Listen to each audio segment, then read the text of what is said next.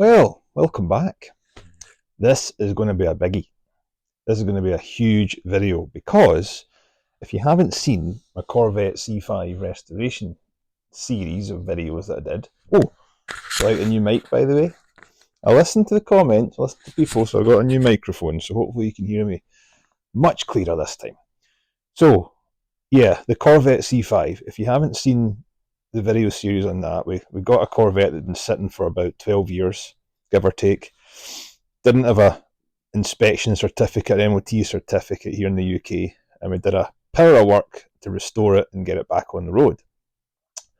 And I split that video into about 9 parts, and some of them have barely been watched, and people have said, where's the rest of it, and can't be bothered searching for parts, whatever it is. So I've put them all into one giant, huge, humongous video from start to finish. And this video nearly killed my iMac when I tried to upload it the other night to YouTube. So this is a re-edit, if you like, of previous footage, or whatever you call it. And this is just so that people can sit and watch it with about 5 or 6 cases of beer. It is about a 3-hour video, and watch the thing from start to finish. So, Corvette's a great car, and if you're looking for a C5, probably some of the things I've got in this video you'll find on a C5 that you're looking for of the same age, because a lot of the problems, if you've been working in cars for long enough, a lot of the problems are consistent with whatever car you get that's the same. Okay, enjoy this video, and if you haven't subscribed, I'd really appreciate a sub, because it's free and I reply to every comment that's going. And if you've got time, check out my new Patreon site when I've got some behind the scenes stuff, and I'll be releasing footage of upcoming jobs, projects, whatever, on that site before it hits YouTube, and they'll be releasing stuff on that site that's just for Patreoners only. So have a look at that. It's only a couple of bucks a month, but if you can't afford that, I will quite happily take a like and a subscribe and a wee comment on this video as well. So enjoy this marathon of C5 goodness. Thank you. Alright, so typically when I was filming this part of it, my microphone died, so sorry for the voiceover, but let's crack on anyway. Let's have a look at this car. So this car has been sitting still for over 2.5 years, not turned a wheel, outside in the sun, hence why the front bumper's got really bad oxidation. We've got some Kiddywinkle handprints there that are on the door, and there's a couple more of them all over the car. I don't know what's put on their hands, but it won't come off with washing. The roof is badly oxidised as well. It's got the kind of moon roof, clear glass roof, so it needs to be sanded and resprayed. Interior-wise, does smell pretty bad of dampness. Got a bit of mould here and there. The good thing about the interior is the leather seats and the dash are undamaged, so there's no tears or rips anywhere. So that is a positive. So we'll get that all cleaned up eventually. If we go round to the trunk, exterior again needs a complete detail. The back bumper's oxidised. Open up the trunk, I've got it in bits and pieces. I was taking out some bulbs because the car does have a bad battery drain, so I need to get that fixed first. Bumper's got some tears coming down from the lights, don't know what's happened there, needs a good valet. All the tyres are shot, they've been got a bald spot, the brakes and pads need replaced in all 4 corners. The whole thing needs a good valet in the outside as well. The wipers need replaced, the cowl cover could do with a respray. Someone's left a little love heart there on the front bumper. There's still love for this car yet. Engine needs a full detail. It needs the tensioners replaced, both belts replaced, all the filters. I have put a new battery in it already because of that drain. And we've got a full detail to do on the engine bay as well. So I don't like working in dirty cars, so let's get the car washed on the outside first. Then we'll get it inside into the garage and get the seats out and give the interior a full carpet extraction and valet and all the rest of it. And then we'll deal probably first with that battery drain and see what's happening. We'll see if it's something easy or if I need to start pulling fuses to find out what the circuit is that's causing it. But I do want to install a remote battery disconnect switch on this as well, because it won't be used every day. It might sit for a week or so anyway, so it makes sense to install one of them as well as hook it up to a trickle charger in the winter. So Mileage in this car, I'll leave it until the end. What do you think? Have a guess on the mileage of this car. So actually a 1998, sorry, I think I said 99 at the start of the video, but it's a 98 registered car. Have a guess at the mileage because it is a bit of a gem. And we'll just crack on with this exterior wash first of all, see what we're left with, and we'll also have to do some paint correction. So enjoy this part and I'll see you back in the garage.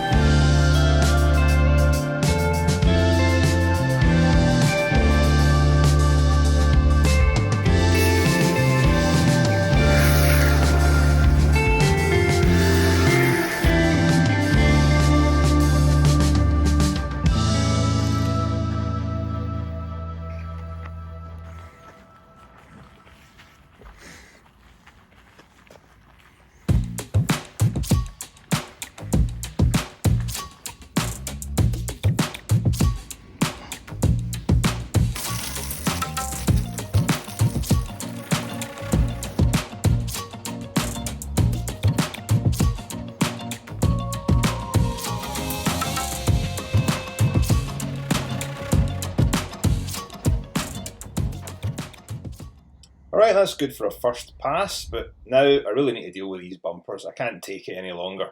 I can't stand looking at these things. I want to see what I can do to get them back to looking almost factory again.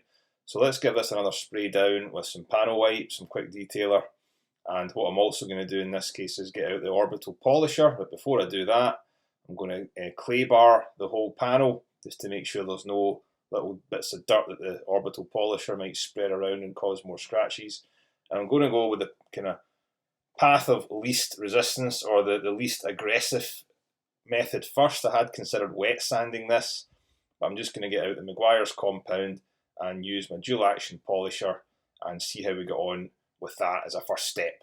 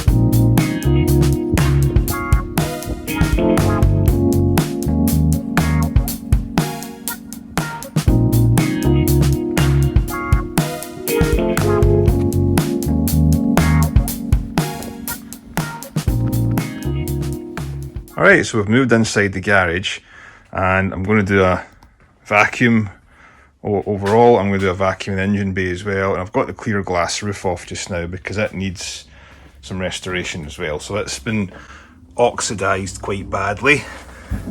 The clear lacquer has gone from this part here, so we might have to sand that all back. But I might just hit it with a dual action polisher first and see if we can get out most of these minor scratches here, and then see what damage has been done to the lacquer at a later date. But we'll get it restored fully because you can't actually see through it right now, because you can, but you can see the lines of the lacquer and the peeling and all the rest of it, so it's not the best looking. So we'll get that sorted in another video. We'll do a single video for that alone, but for now we need to get this thing cleaned. I don't like working in cars that haven't been detailed, so I'm going to give it a full detail inside and out, get the seats out, get the hoovering done, and also get the engine bay cleaned because it's pretty bad as well. It's not had a clean for maybe forever, but we'll give that a good once over, and we're also going to be taking note of all the parts I need to service it, including the tensioner, the belts, the oil, the filters, see if we need to flush the brake fluid, check out the coolant, do all the fluids as well, and we'll get the car serviced. So let's crack on and get this thing clean.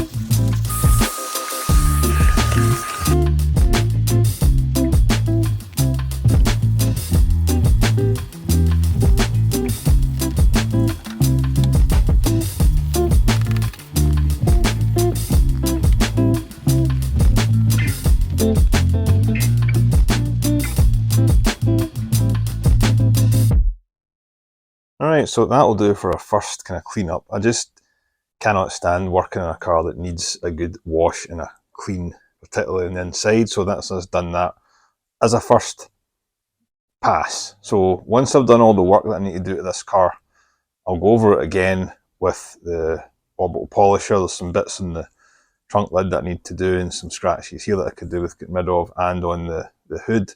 So we'll go across that again with the orbital polisher, maybe give it a ceramic coating, or at least a wax or something, or a sealant at the end of it. And I'm going to get 4 new tyres put on, so I didn't bother cleaning the wheels at the moment because we'll get that done first.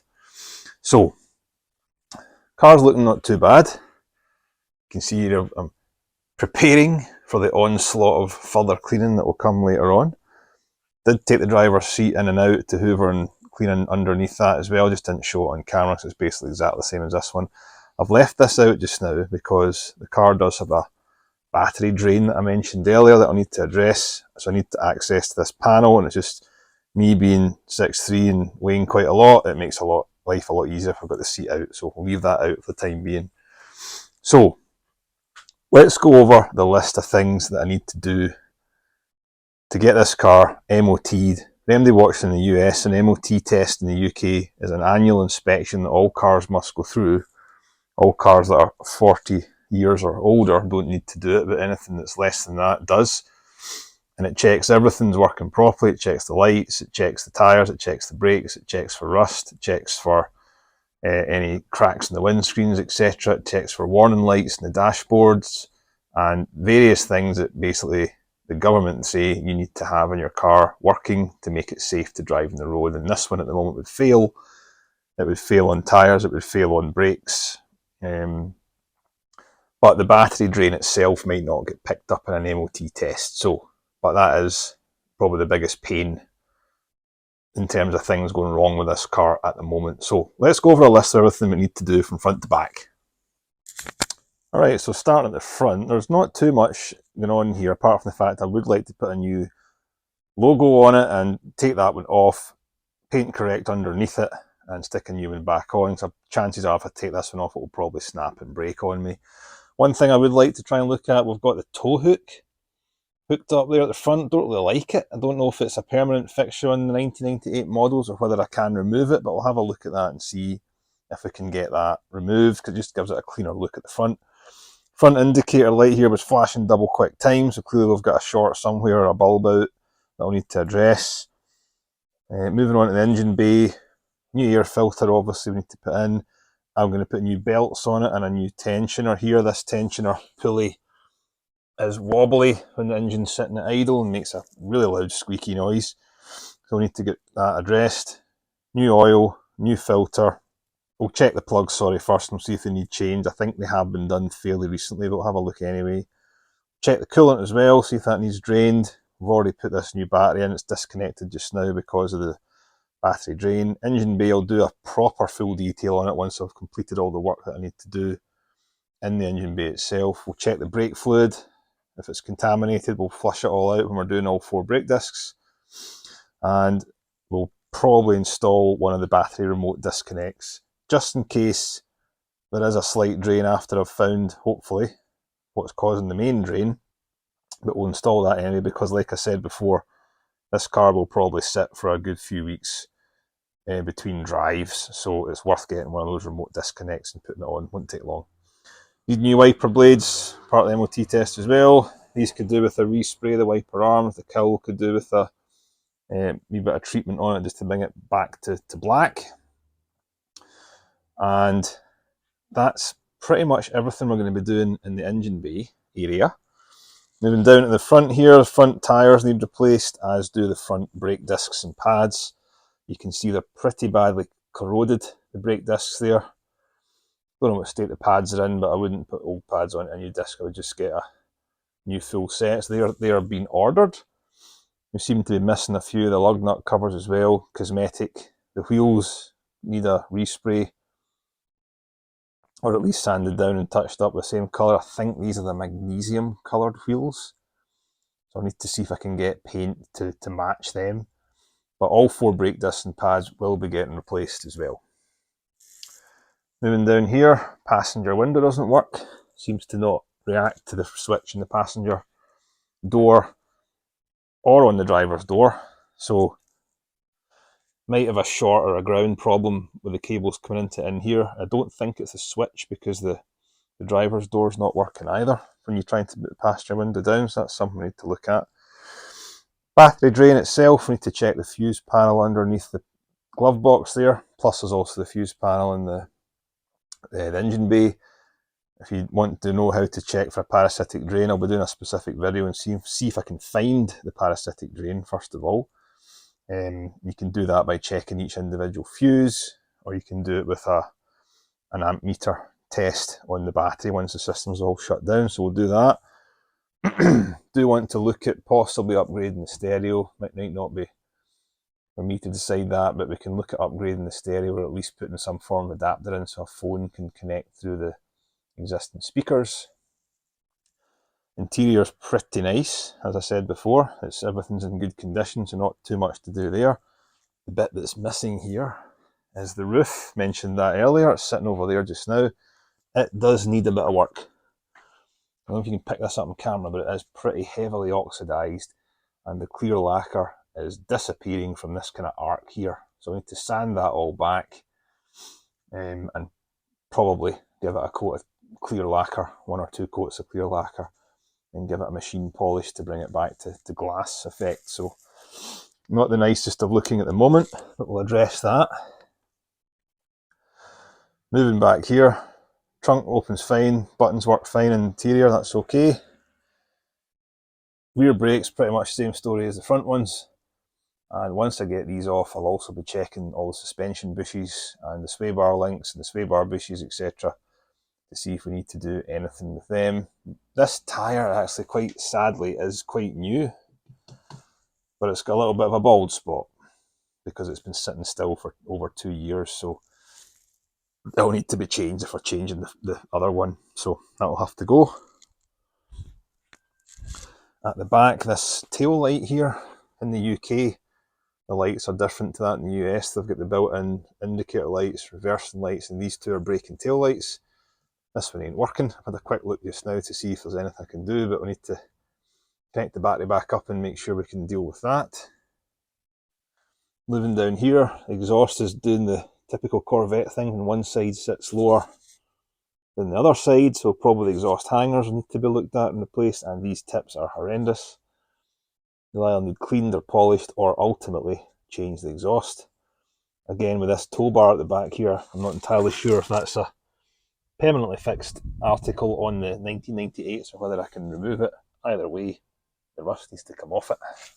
So there we have it. I'll put a list up here of all the stuff I'm going to be ordering at the start, at least. And the aim of this project at the moment is to get this car back on the road and with a valid full year's MOT certificate, and then we'll take the rest of the nice to have things from there. So quite a bit of work to do on this before it's ready to go for its inspection.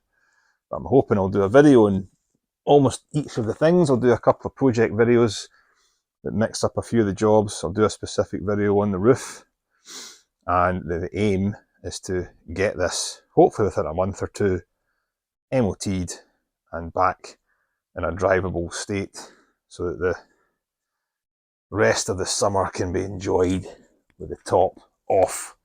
Well, just as I've been filming this, I got my first delivery from Rock Auto in the States. Do you know something? When I order parts in the UK from eBay or something like that, or Amazon UK, and I order parts from Rock Auto on the same day, Rock Auto delivers faster than the UK services. From America to Scotland, I can get stuff in 2 to 3 days. And if I order brake discs locally or something like that, it takes 5 days. Alright, so let's see what we've got from Rock Auto. Get that off. What we got here from Rock Auto. We've got the Fram air filter, which is fine. We've got some valve cover gaskets and the grommets, just in case we need to replace them at the moment. If not today, I'll keep these and do them at a later date, but good job to do when I'm doing stuff anyway. This will more than likely be, what's this here? This will be the tensioner and the pulley, and we've got our oil filter from AC Delco there, and just in case I strip it, we've got a new sump plug as well. So, oh yes! What have we got? A Rock Auto magnet. It's a Dodge Magnum. Quite like that one actually, that's quite nice. Usually I get cars that I'm not really that into, but yeah, I like the Magnum. We'll keep that one. So Mike, if you're watching this, love the Magnum. Really love those cars. You're getting pride of place on my tool chest. There we are. Very nice. Like that one. And we've also got the belts. In fact, found a belt in the car's trunk actually, so I've got a new one as well. Main drive belt, and I've got a smaller belt for the air conditioning. So that's that first box. Alright, so these other two big boxes or hopefully brake discs and pads. So I got some EBC ones just from a supplier here in the UK, and I reckon that will be the rears, and this bigger one here should be the fronts. Bigger brake pads and EBC brake discs as well, so they're pretty good. So I will get them fitted, and then lastly, well not lastly, but we've got some Mobil 1 6 litres of oil, plus this little package here. I wanted just to get these because having a look online and stuff, and looking at other YouTubers that have done Corvettes, these are very handy to keep. These are the little set of jack pads designed for the four corners. So I've already got generic jack pads that are just like pucks, but these have got this little notch in the top here that I've not tried them out yet, but I'm assuming they'll just kind of slot into the existing holes in the bottom of each corner of the car. So this is a handy wee thing to keep in the car as well. Even if you had to change a tyre in the middle of the road somewhere, or God forbid you take it to a garage that doesn't use jack pads, you could give them these to make sure they don't ruin the sills or ruin the bottom of the car when they're jacking it up. So pretty cheap, about $15 off eBay. So good little thing. Comes with a handy wee pouch just to keep in the car. So I think that's everything for this first tranche, or this first bit of work that I'm going to be doing. And I think what we'll do is I'll start with the engine service, because if I need to move the car back and forth and I need to reverse it in here perhaps to do some brake work, I'd prefer that the engine wasn't squealing like a pig, and I know that the oil's good, and I know it's not doing any further damage to it, that the filters, etc. So I think what we'll do is, first part of the video, we'll start with the air filter and the belts and the tensioner. So let's go and do that. Alright, so let's start with the air filter. We'll get the old one out,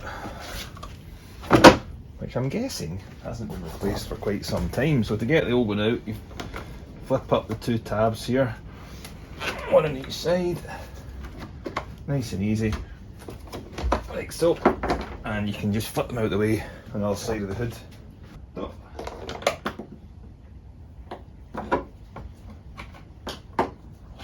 there we are, and then the air filter just comes out. It even tells you, pull it up.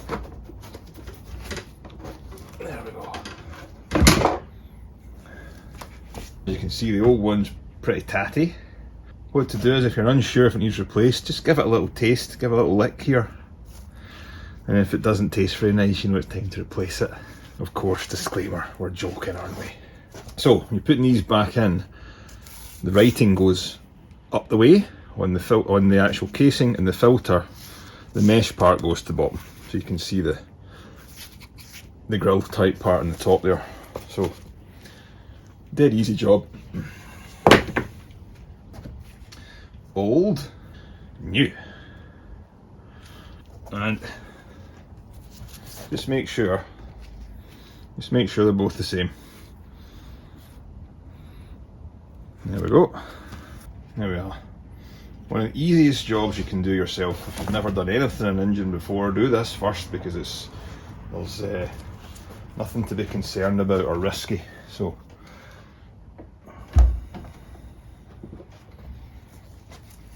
this is the bit you sometimes need an extra pair of handies to slot this in. There we go.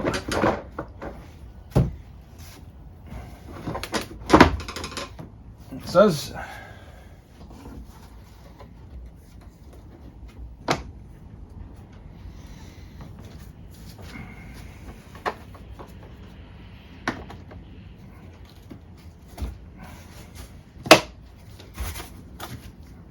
Yeah. Job number one complete. I think this is the original filter that's been on the car. It's an EC Delco one, and usually come with a date on them that you can tell. And I can't seem to see one here, but just given the shape and the size and the smell and the taste of it, it's yeah, definitely quite old. Alright, so next we're going to replace this tensioner pulley, because this pulley here brand new, but on the car, I'll take it off and show you the difference. This barely has any rotation at all when you try and spin it. It just moves when your finger's on it, but there's no free spin. See that?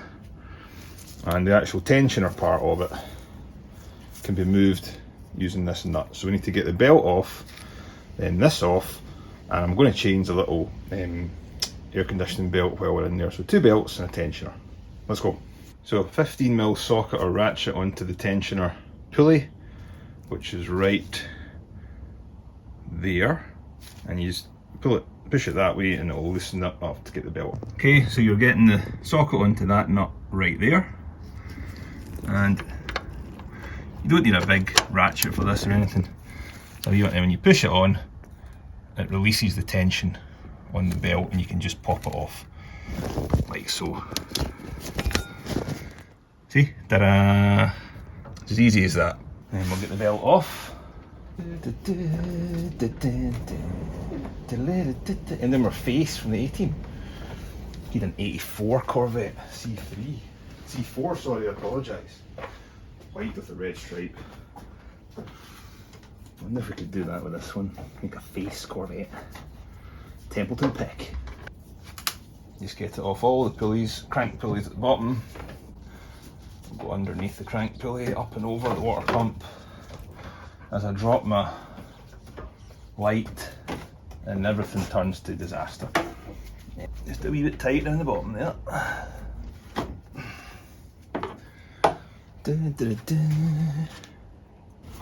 Come on. This is where I could do with smaller hands. It'll come out. It's like, I've been on here for 20 years, I'm not coming out. What the hell is it caught on? Haha! Yeah, I've just caught the ABS pump on the thing there, no problem. There we are. No belto. And I'm struggling a little bit there just because I'll try and show you. It got caught a little bit on the ABS pump. I was trying to pull it out that way, so all I had to do was twist it, make it skinny, and then slide it out on the skinny side. So let's have a look at this belt and see what kind of condition it's in. So first telltale sign is the writing's kind of faded, and it does need replaced. I don't know when it was last done, but there's no obvious cracking, and there's no obvious splits apart from a couple here and there. But anyway, they're so cheap to replace and they're so quick to do, I want to do it anyway. So let's get the old tensioner off, new one on, and then old tensioner off, sorry, then I'll get the old AC belt off and we'll start putting them back on. Right, the tensioner's just held on with 2 bolts, and from memory I think they're both 15mm, same as the one that we used to release the tension. Put a little light here, and they're easily accessible, they're right there. You might have to get a bigger ratchet than this to break them loose in your car, but mine are okay. There we are. Once again, and just take them off, no problem. I'll take the bottom one off first because I'm more likely to drop it. Now you have to reuse these bolts because the new one didn't come with them, so don't lose these. Watch this, it's going right down at the bottom, isn't it? I'm going to lose it.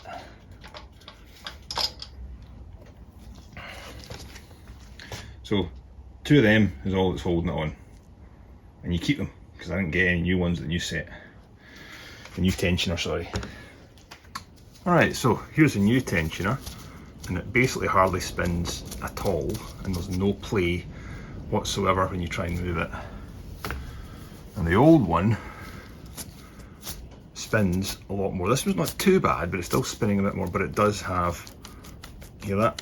Bit of play when I try and move it that way, and that's what it was showing when the car was running, so junk. Right, I'll bring you in closer for the wee secondary smaller belt because it's a lot more tricky, it's just in a bit of an awkward place. So, right, see right there, maybe see them, there's 2 pulleys and the lower one is the tensioner. So, same again, try and video this as best I can. So you put a open-ended wrench I'm using on the lower pulley, come on focus, we are, and push it again towards the driver's side, and it takes the tension off the belt, and you can slip the belt off using that. So I usually slip it off the top pulley, makes it easier, and then you can release the tension on the tensioner and put it back. This one doesn't appear to be squeaking, so I'm not replacing the tensioner here, but let's try and get down further. See the two pulleys there? So it's the bottom one with the belt going over the top, 15mm. Push it toward the driver's side, it'll pop right off. There we are, wee skinny one off. Again, this one is a little bit worse for wear than the other one, but so easy to replace. And you can do it from the top of the car, you don't need to jack it up or anything like that, just like I've shown you. Right, and while we're here, I'll just give it a degrease and a clean, whilst the belt's out of the way.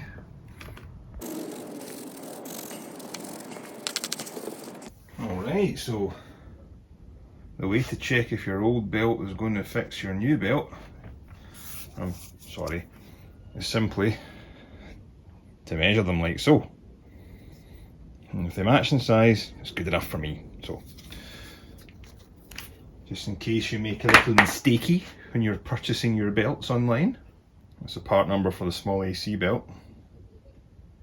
So what I'll do is I'll put a routing diagram for both belts. I'll superimpose it over the video just now. Usually it's in the owner's manual.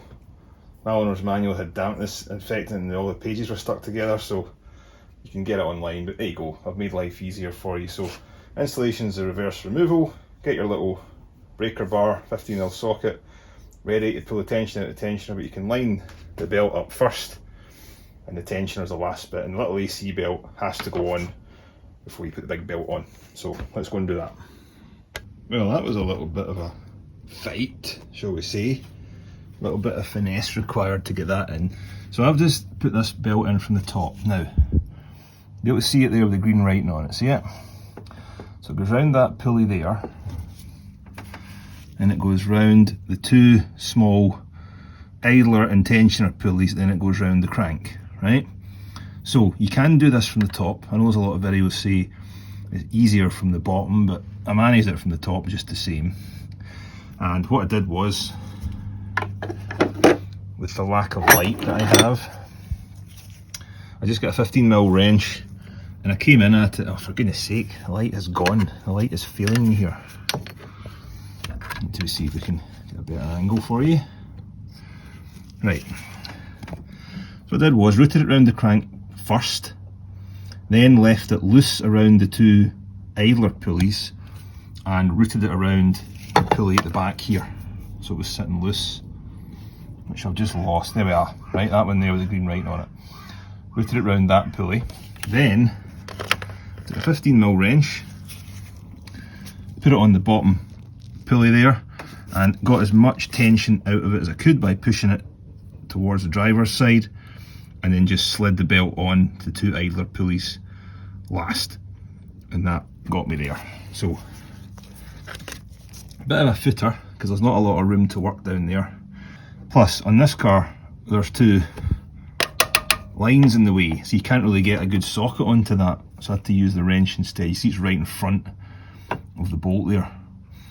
So anyway, you can do it from the top. I've just done it and it's absolutely fine. It's just a bit of a footer. If you've not got good lighting like I haven't, you might want to get someone to come out and hold the torch for you when you're doing that. But that little belt is on. Let's put the main one on now, tensioner pulley. Right, new tensioner and pulley. Let's get it on with one bolt first. There we are, just slots in there, no problem.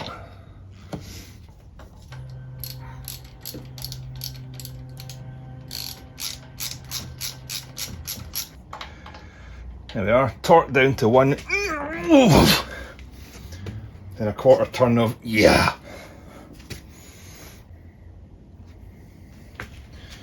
And new belt going in.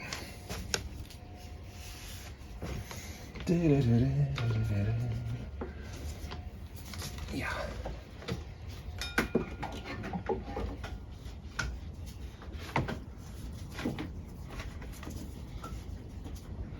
Having nimble hands is definitely a good thing for this type of job. Put But we get there. We get there in the end. Belt on. Tension off. And there we have it. And just go and check all the pulleys. There's the water pump one there. It's roughly in line with the kind of rusty colour is that the belt sat before. We're good with that. And then round the other side, we're on the alternator. The light's starting to fail. And we're round the other pulleys as well, and the idler pulley is tucked away in there, see it? And you can see the belt just resting on it there. So just check all that before you crank the car over, or else you'll hear a horrific noise. Right, so that's us done. The air filter, the AC belt and the main serpentine belt and the tensioner and pulley have been replaced. So that's part one. And another good thing about this car is it came with the original cover for the glass roof when you're storing it in the trunk, which is excellent. Which looks brand new. This was sitting under one of the compartments in the trunk. I don't think it's ever been on. So this is a good find. I don't know how difficult these are to come by, but I'd imagine they'll be one of those things that's lost quite frequently. Very nice. I've got all the original books for this car as well. I didn't show you that in the last video. So a toolkit with a cargo net as well, so we can put that up in here. I think it attaches onto those grommets in a similar way. Right, we'll just put that on. We've also got the 40-year anniversary manual cover and a little pouch. I don't know what came with this. It must have been the service book, I'm guessing. And the original 1984 to 2010 catalogue. Wow. So here we have the internet before the internet. Loads of accessories. Wow, look at all these trunk liners and stuff. Cool. Floor mats. Wheels. Weather strips. Part numbers for everything. Very good. I also found a spare set of rear brake pads. So I'll be doing that in your next video as well, but that's good to have anyway. Superb. Check it out. It is 1998 before my eyes. This thing is going to look pretty much brand new when we get done with it, because I don't know about you, but every time I've bought a car or owned a used car, these type of things, or the cargo net, or bits and pieces that can come off the car, usually have come off the car and have gone forever. So this has been an excellent one, because it's been everything that's came with the car is still with it. So superb. So, and another unrelated job here, but got this little cool Hot Wheels. It's almost like the Lego version of the Tony Stark hot rod out of Iron Man. So we'll stick this up here. Ooh, I'm very quickly running out of space in here for anything. We'll just put it here for the time being. There we are. Cool. You get a Corvette one. You get a C5 or something to add to these. Quite a few going on here. Need to get a few in here though. Cool. Right, and while we're here, I'll just replace these wiper blades with these Bosch Aero Twins, because no doubt I'll go out and get caught in the rain when I'm test driving it, and we can deal with the wiper arms later in the cowl cover at a later date. But oh dear, need to get cleaning first, don't I? Of course I do.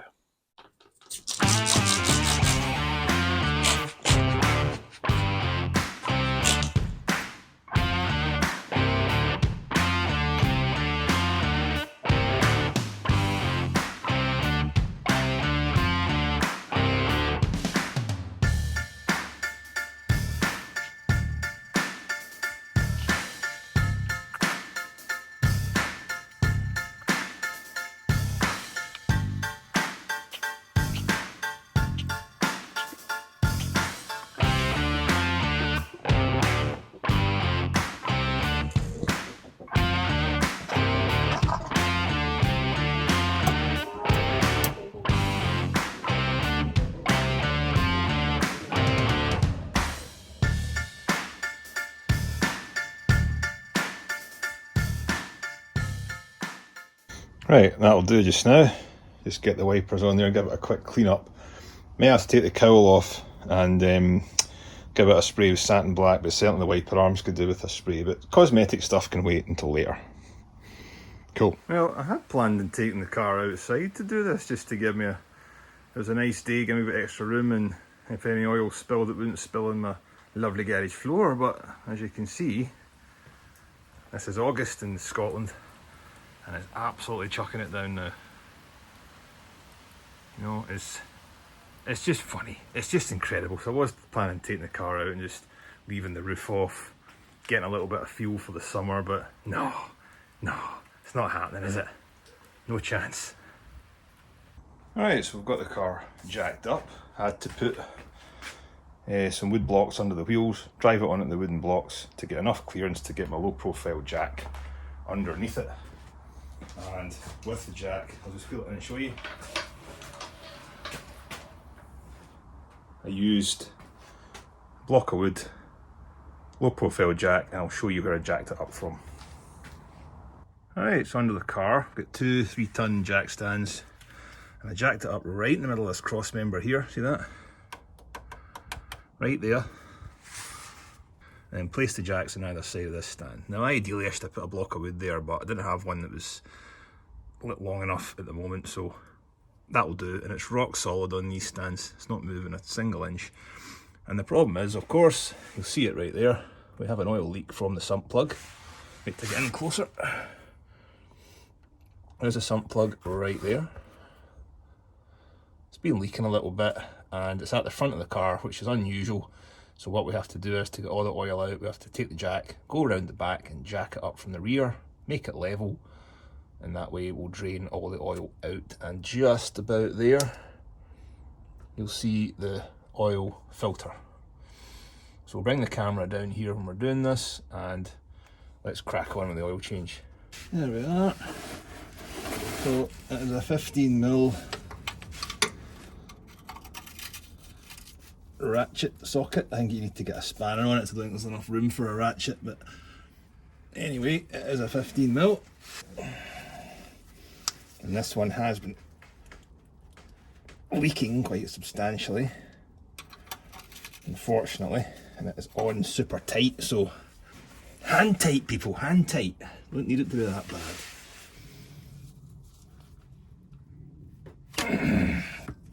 Double ratchet method comes to the rescue again, and I knock over everything as usual.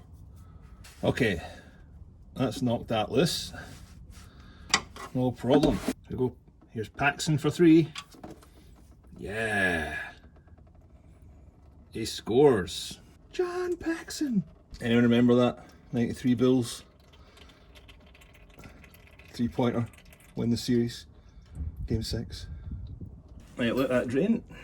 Alright, so we're jacking up at the rear cross member, and we're just going to lift it slightly to get it up in the air to allow the oil to drain out fully.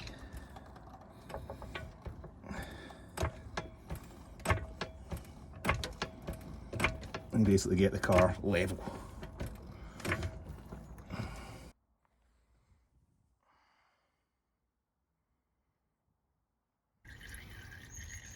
Out, looking for about 6 litres here, and we're good to go. So let that drip for a while.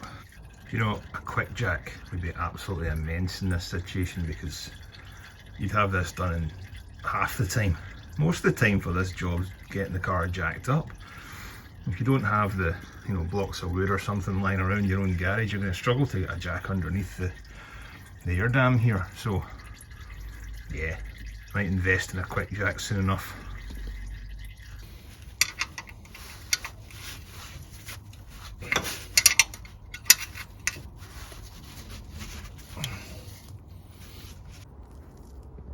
Now, whoever put that oil filter on was clearly going for a personal best in torque settings. I had to get the chain ratchet on it to get it off, and it took me quite a bit of my strength to actually move it. So we'll put it on the new one, hand tight only. There's no need to wring its neck. But yeah, I think whoever put both the oil pan bolt and the filter on. Clearly called 4 of their friends and said, let's all hang off this torque wrench to see what we can get out of this so that the next guy has a great time. But anyway, we got there in the end, didn't we? Yes, we did. Right, then I'll show you the state of this oil filter I took off. Now, I have mangled a lot of these in the past to get them off, but look at that, that was just me using my chain wrench. That's the level of force I had to put on this to move it. No need for that, folks. Son of a... We've came across that kind of stuff before though, and we're okay, but you don't need to put that much torque on these things, you just hand tighten them. A wee unga dunga turn with your hand in that shoe. So, that's the old oil out, old filter off, let's get a new filter on, new oil in, get the car back down on the ground. Right, new AC Delco.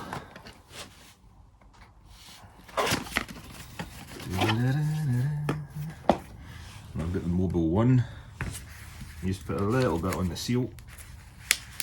Probably about 1 million videos in this on YouTube somewhere, but hey ho, I'll just show you what I'll do anyway. A little bit in the thingy, round the seal. You can pre-fill these as well with oil if you want, so that's what I tend to do, because this one's going upside down anyway. There we are. Now just go and screw that by hand onto the car. Not using King Kong's full torque on it. Right, get the old oil out. I'll just give it a little squishy with brake cleaner before we put the car back down on the ground.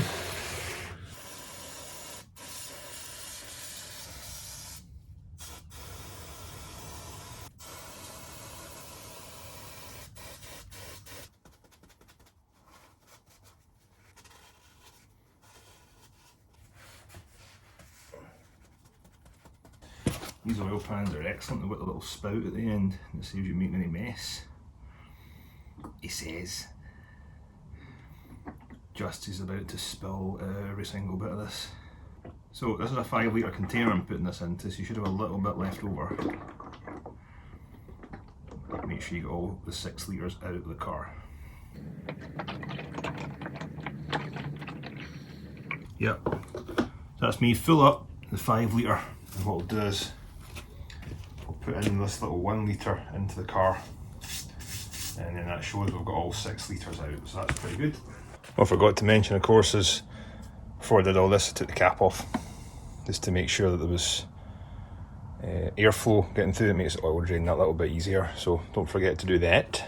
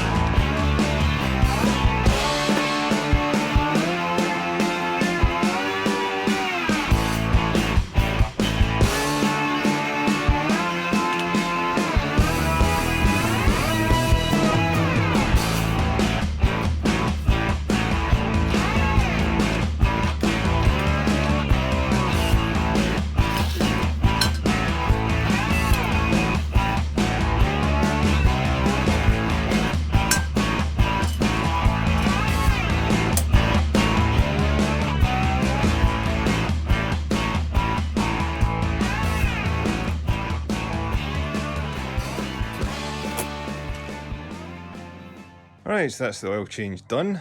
Got about 6 litres in there, give or take. It measures okay on the dipstick, I'll just show you. Right, maybe tough to see because the oil's so clean, but it's right in the middle of those hash lines there, which is pretty much perfect. I'll just keep an eye on it the next few days. If I need to put a little bit more in, I'll do so, but basically that's it. And if you want to make sure it's the right grade, you just give it a wee taste. Watch.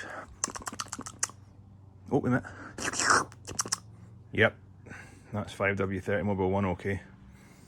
And the last stuff tasted not like that. It was probably like an unnamed brand or something. So that's the engine service pretty much done. We've got filter in, air filter, the belt, the tensioner, new oil filter, and we're going to do the brakes in the next video, and we'll look at the brake fluid at that point in time. Well, our fluids we've got to check are the coolant and the power steering fluid, which I did have a look at the other day and it looks okay. And that's all the fluids kind of dealt with, and we'll move on to the brakes in the next video. But for the rest of this video, I'll show you some of the electrical problems I was having at the butt of the car.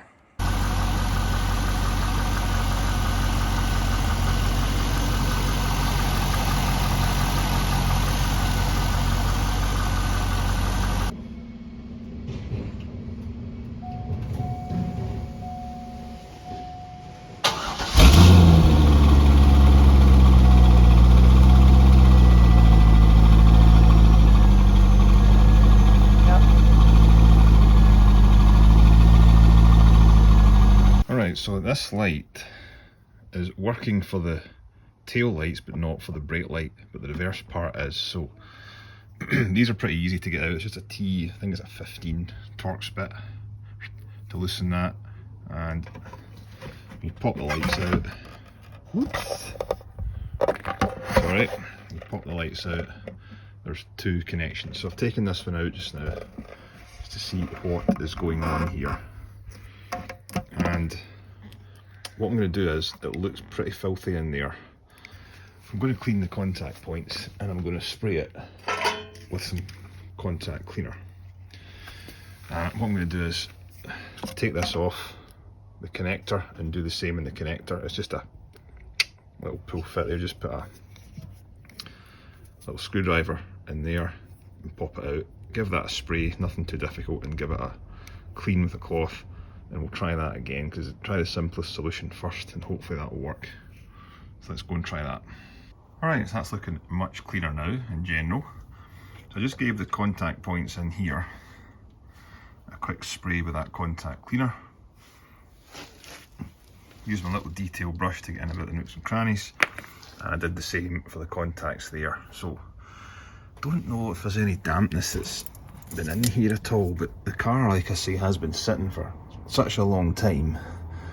Everything is probably just desperate to get working. So let's put this light back together and we'll see if all four come back on now.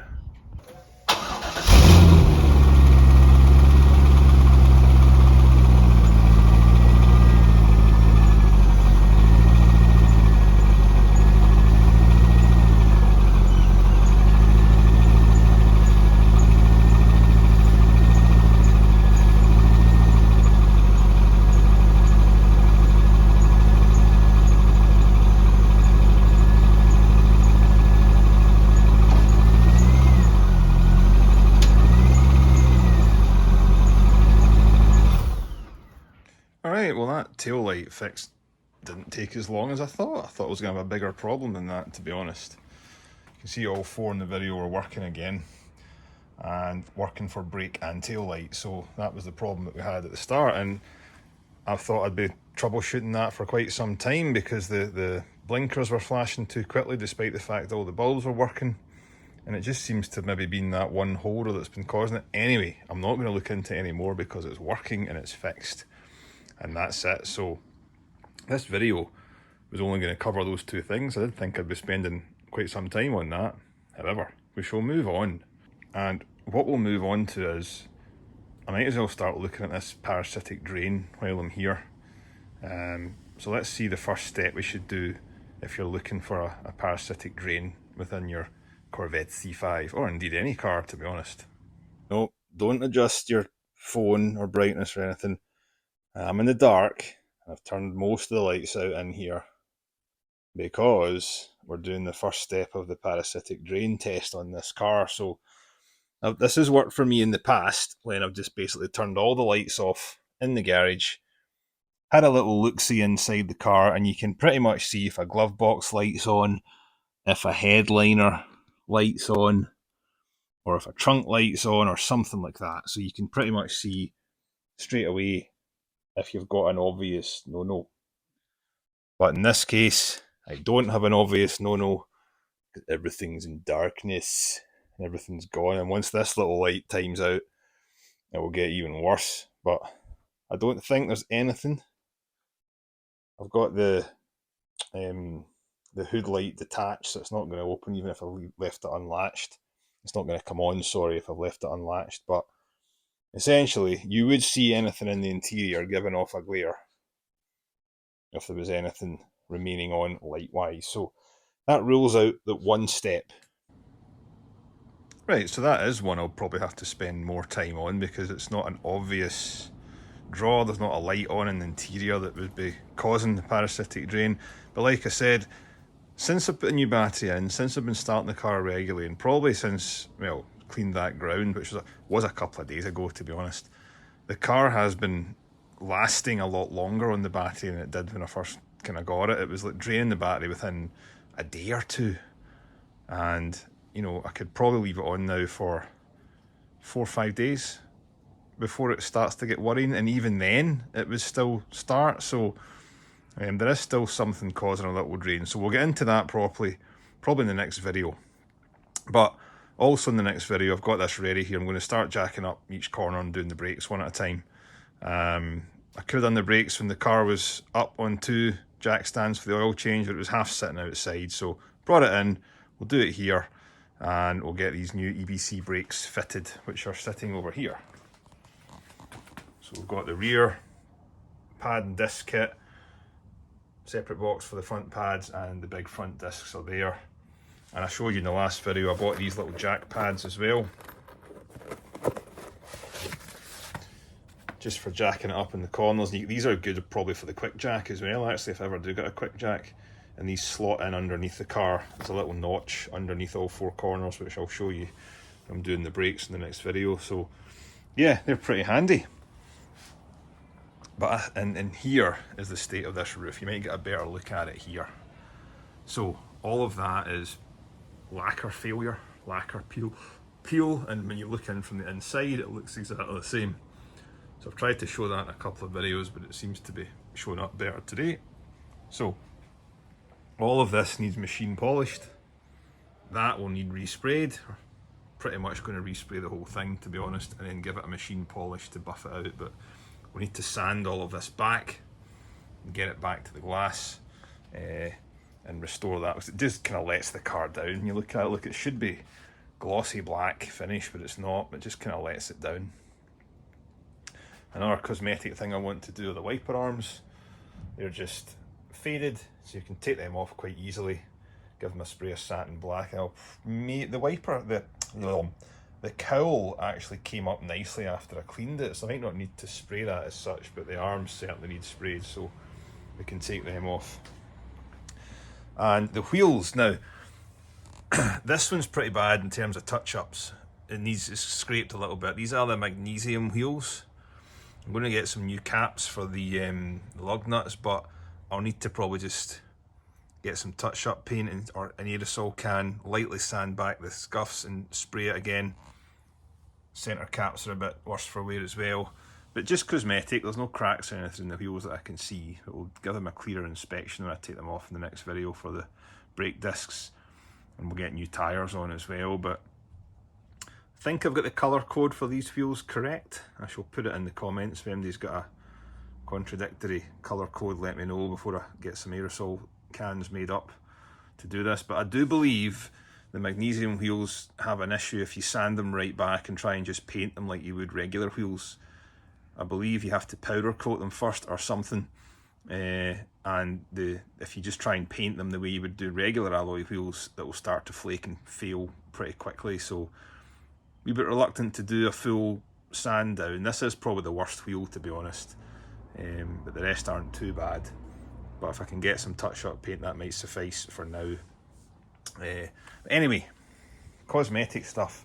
And then of course we're going to do a full wash again and a full machine polish from front to back. And I think after that we will be ready to take this bad boy to its MOT inspection and get it back out on the road. So follow along, sign up, subscribe for the next video, and we'll see how we get on with this car. And hopefully within the next couple of videos we shall get a nice driving video of this. You heard the exhaust there, it is still the stock exhaust, and I'll need to decide what's going to happen with the exhaust, because this is doing the Corvette thing when this one's sitting down a little bit lower than the other one. So, but it's connected, it's not leaking, it's not making any funny unusual noises, so it should pass its inspection with that. Then we can decide what to do with the exhaust thereafter. And I might have a surprise for the interior, maybe.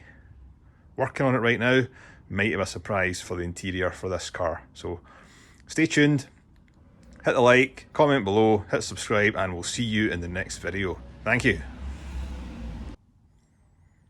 Well, welcome to another video from Auto Garage Life, and we're getting very, very close to perhaps starting a video with this car when it's out of the garage, instead of being in here getting work done to it. But I suppose that's why you're here, to see all the work getting done to this car. So what we're going to do today we're going to be replacing the front discs and pads, both sides obviously, and the rear discs and pads. And I've got the jack ready just to do this per corner. I did have the car jacked up in all 4 jack stands for the oil change, but it was half out the garage, so weather's not too good today. Got it in here, we'll do it this way. Also, had the car hooked up to my little C-Tech battery charger. I've got a video on one of these if you want to see how to use one and how to deal with it. So I've got a AGM setting on this one. It's up at 7, so it's at full charge. So this should be fully charged, ready to go. I have had it sitting for, I want to say, 4 or 5 days. It did drop a little bit. It did drop from about 12.4 to about 12.2 in terms of voltage, which isn't too bad. If you were starting the car every other day or put it on a trickle charger, you could probably live with that. I believe the car was draining the battery quite severely beforehand, so perhaps some of the work we've done already has been a help. But I want to try and get this passenger window working, and irritatingly, the key fob doesn't work. So let's try that first and get this key fob syncing, because at the moment it does absolutely nothing. So let's try and get this working again. Alright, so I've put a new battery in this fob, just in case the old one was dud, but because the car's been sitting dead for so long, I'm assuming the fob's lost its programming. So let's try the simplest option first. So, key in the ignition, turn it to the on position, and in fact I'll get rid of the bong here, hold on. There we go. Press the options button until that goes to blank. Right, then I hold down reset, I'm over here, hold down reset, fob training, press reset again, hold lock and unlock on the first fob. So you need 2 hands to do this, 2 seconds. So what I'm doing is holding the 2 buttons down here, the lock and the unlock, both simultaneously. And I believe it takes about 10 seconds, but in my case it doesn't seem to be doing anything whatsoever. And I do have a full battery charge here, so let's just count down for 10. Yeah, that's 12 seconds now, nothing's happened. Well, clearly we've got a bigger problem because that didn't work. So I've changed the battery in this fob again just to make sure it wasn't the battery, but I'll have to go back to the drawing board on this one, perhaps get a new key fob and try the training again once we've got another key fob. I've only got 1 set of keys with the car, so I can't try the other one. So anyway, it still works for the lock, so we'll have to persevere with that just now and move on to another problem, which is this passenger window. So it doesn't operate. However, in the video before, I did clean out the grounds and the kind of accordion clip, which is in between the door and the main body of the car, and the locks start working, which means there's power getting to the door. I'm going to try the actual window switch on the driver's side. Listen to this.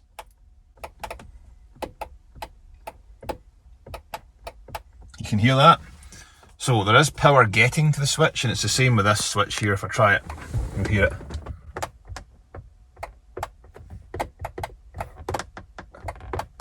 Right? So there's power getting to the door, that's not the problem. The problem is that the problem with the points in the motor, or the motor needs a little jump start in some shape or form. So let's try that first before we go stripping the door down. We've tried banging on the door card with a screwdriver, a little trick that's underneath the point here. Doesn't work. But it looks as if someone's been at this door before because there's a bolt missing from behind the passenger door handle here. So we'll just show you that in a second. We're going to have to remove the door card and try again. So let's try that. Right, so before you mess with the window and take out any electricals, you're better off disconnecting the battery and the negative, just like this. Be 10mm, be sparky, and then off we go. Stick it round to the side just in case it sparks, and just stick it round there. There we are. Right, so what we've done is we've removed the little panel here, which is already broken, and I don't know if you can see here, try and get underneath. There's actually a bolt on the left, but there's not one on the right. You see that? Which suggests someone's been in here before trying something. So who knows what they've tried, but we'll give it a shot now. Right, so to get the door card off, you need to take off a T25 Torx bit and slide it in here and remove 2 screws it's supposed to be, and mine's only got 1. I'll show you this one when it comes out. They're quite chunky, so see it coming out? There we are. I can just remove that. Right, so there should be 2 of them holding your door card on, so remove them first. Right, so you take these out first, and it'll just be a 1 single connector like that, so you can just remove it. Okay, just put that somewhere safe.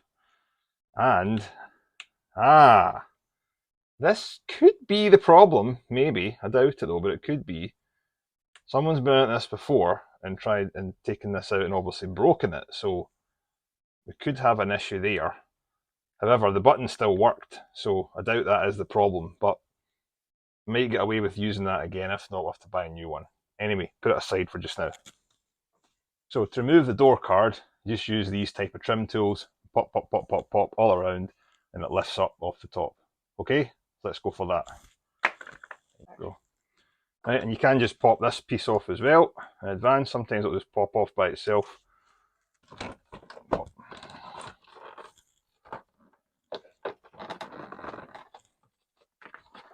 Right, I'll just continue on unpopping this panel. The panel's all loose, see that? And it goes up the way. You have to struggle and jimmy it around. There we go.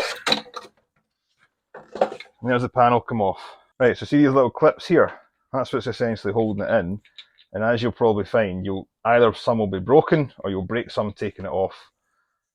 I didn't, because there's no remnants on the ground of any breakages, but it looks as if this panel was a little bit loose beforehand and this clip here has been broken, but no big deal, they're easy to replace. Right, so we're going to remove this speaker and see if we can see if the motor's okay here and see if there's any obvious things we can do. So it's a 7mm socket set, and there's about 4 bolts holding this speaker on. Let's get them off. Just when an electric ratchet would come in handy. And yeah, one down here.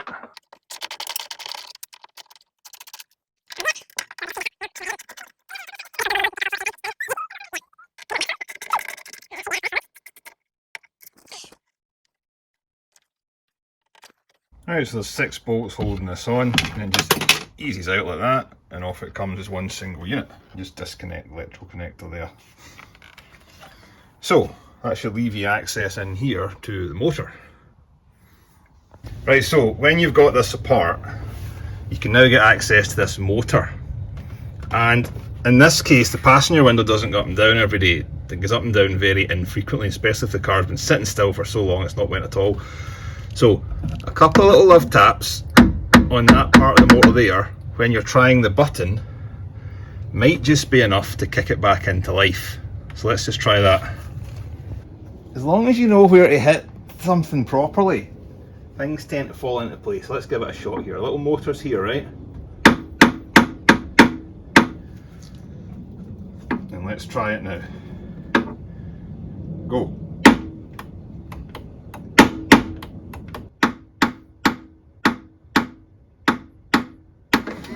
Oh, there we go.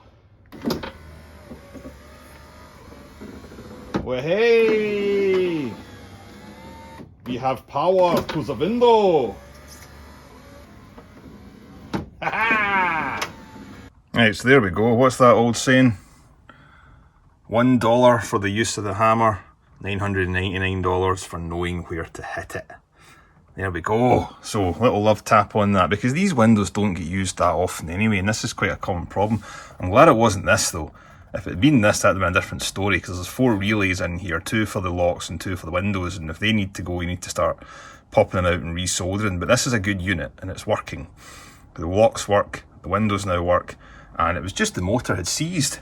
So that's excellent. That's a really good job done. I'm pleased with that, because it means you don't have to pay any money and take out the window regulator. Now, okay, it wasn't sounding the greatest going down. It maybe will need some exercise, and the window regulator might need replaced in future, but at least just now we know there's no major electrical faults here. Cleaning the grounds in there was a step I probably didn't have to do, but I did it anyway. And you know, there's nothing major electrical going on here that's causing that. It was simply the motor that was seized. Excellent, that's a freebie. Let's get the door back together and watch the window go up and down in all its glory one more time. There we are. Fixed for nothing. Right, so while we've got the door card off, I'm going to just give this a very light spray in a rust reformer, because I've cleaned this speaker grill as much as I can, and it's left some rusty bits behind that I just cannot get off for the life of me. So just masked it off, and we're just going to give it a little blast to the rust reformer. Not too much, just a little tiny bit. It's not going to damage anything, nothing sitting behind it or anything like that. So let's try that.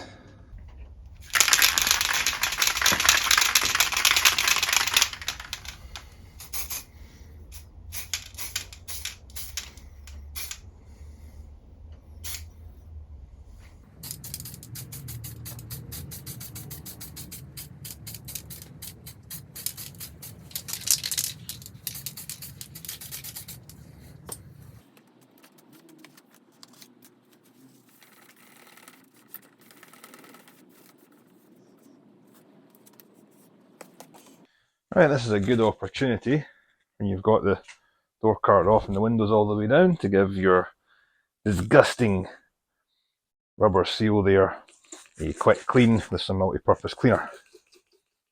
I'll just go along the whole thing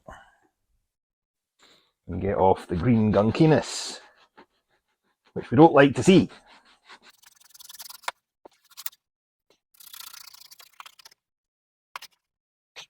See, this is why jobs take me longer. I cannot help it. I've got to clean everything. Because if you don't, you put stuff back together, you'll never do it again. And it'll just remain gunky forevermore. So, I'm going to actually miss a little trim clip here as well. Hold on. Okay, time to put the door cards back on. So, take this switch off. Bonk. And I'll just reinstall the door card top in first and punch in the bottom clips. I'm going to have to buy some more clips though, because there is a few that have broken. So we'll put it back on for now, and I'll reorder some new clips in the future. Check out the speaker now, no rust. I did try cleaning it as best I could before I did that, but no rust on it at all. Right, this comes through there. Into the door card, you put it on from the top, and there's kind of 3 metal clips that fit into slots in the door. You can't really go wrong, you can see where it goes, no problem.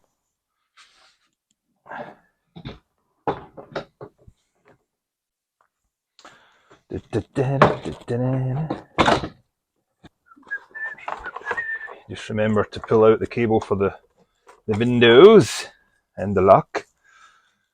We'll just reattach that now.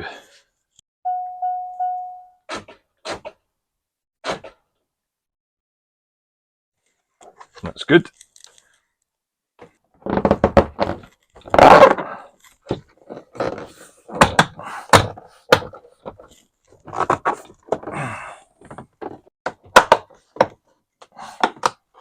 And then we'll just put in the Torx bits that go into there. But we won't be morons and just put one back in and find another bolt that fits and put that one back in as well. So that's what we do around here. There we are. So I reckon someone's had this door panel off before, lost one of these screws, tried to take that out the wrong way, and tried to troubleshoot this window. Possibly with the option of replacing the regulator, but we might get there at some point. But for just now, we are good.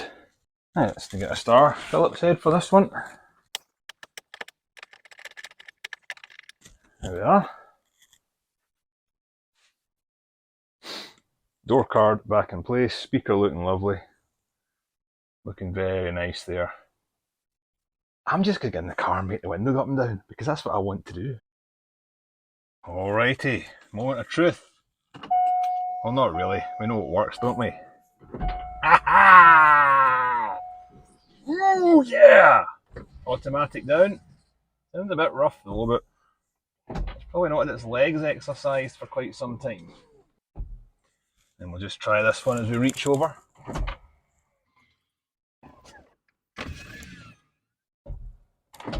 Lovely!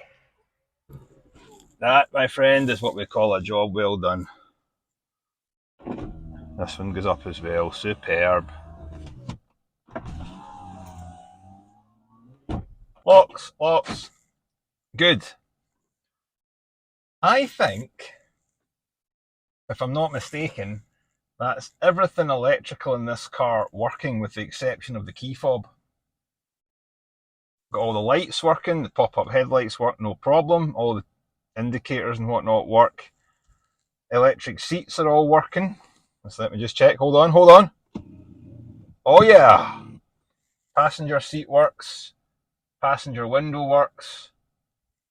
I think we're good. I think that is us. Everything electrical works, and I'm just going to try and show you. Look how horrific this roof is from the inside. I haven't shown you this yet. It is pretty bad. It needs a good polish. It needs some wet sanding. So we'll be doing that in the next video. And for the rest of this video, I'll be ploughing on with the brakes. But I think that's a good victory for today. And we'll chalk that one up as a win. So, okay, let's crack on then. There we are. Look at that mileage.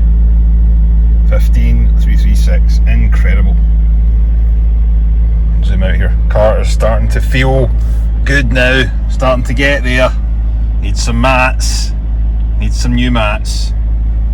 And might have a surprise for the interior. Maybe. We'll see. Don't know what I'll do yet, but maybe there's a little surprise for the interior. But we are getting there. It's getting exciting. Listen to it rumble. Can you hear it?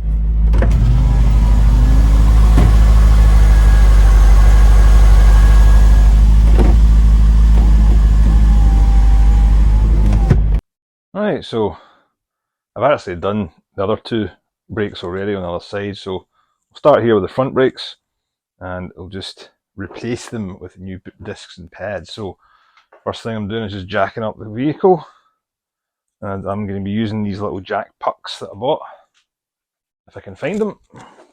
There we are. So put one of these underneath the car, twist it and it'll lock into place, and we'll just jack it up using that. And don't worry, I'll put a jack stand on the cross member as well. So unless I feel particularly daring today, as I might not do that, we'll see. Only joking, of course. Safety first. Just underneath where the door joins the front. Let me just jack that car up. Make sure and take off and loosen up the nuts, break them loose. These are just the covers. I might end up replacing, because I'm not really keen on these kind of dull faded grey colour.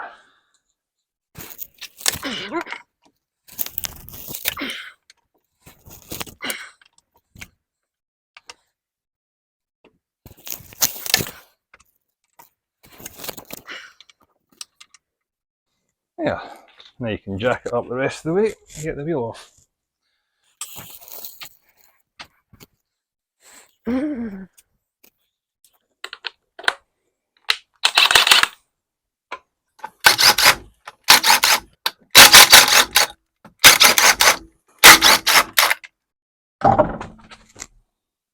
Alright, so there we go, get jack stand sitting on one of half the cross member, and I've still got the jack there just in case.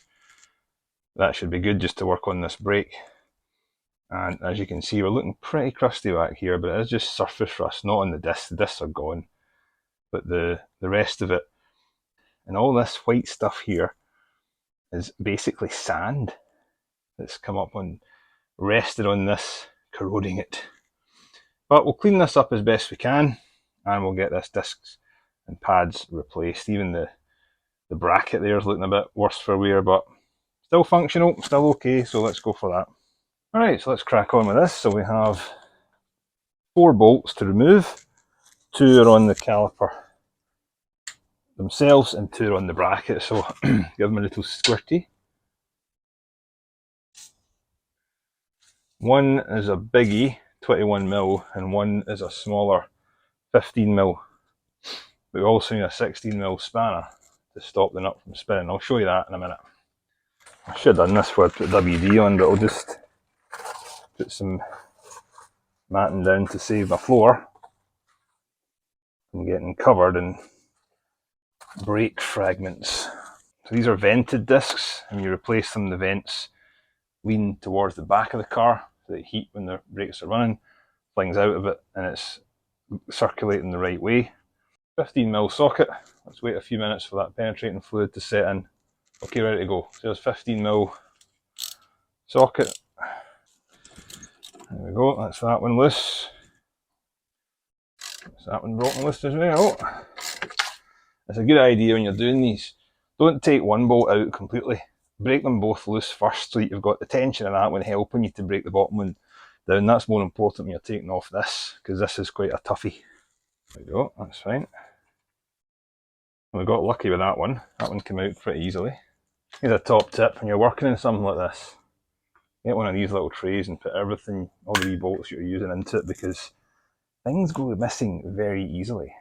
Right, for the bottom one, I'll probably need to put the 16mm in because it's spinning quite heavily, so there. 2. If you do find these start to spin, get your spanner, put it right on there, on that part of the bolt. I'll show you. Get that right in there, and you can get your ratchet back there and start spinning the bolt off. That's all you need to do, just hold that bit steady. The caliper will just make its way free.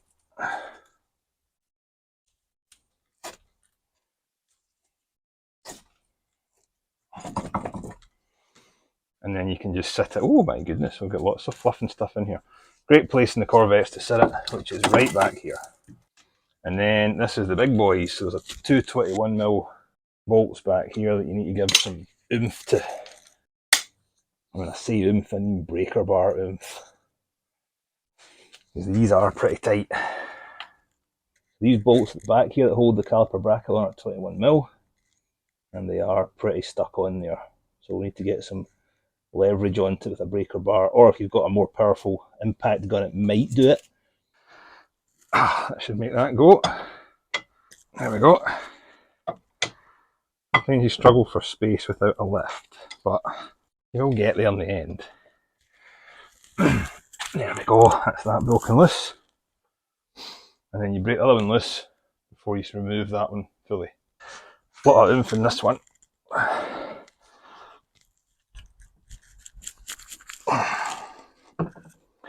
There we go. Broken loose, thankfully. Now you can get in there with the ratchet.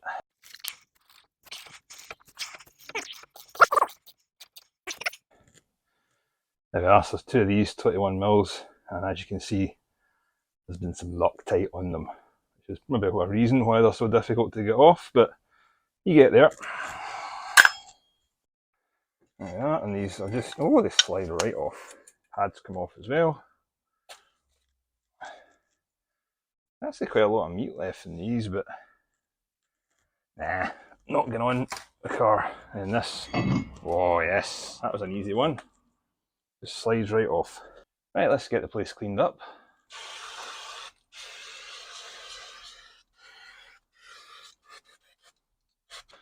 And we'll go at it with the wire brush. Just make sure everything's a bit more presentable.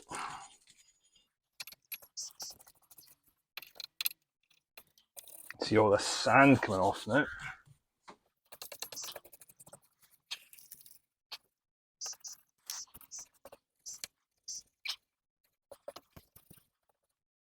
Right, we'll give this bracket a little clean up as well.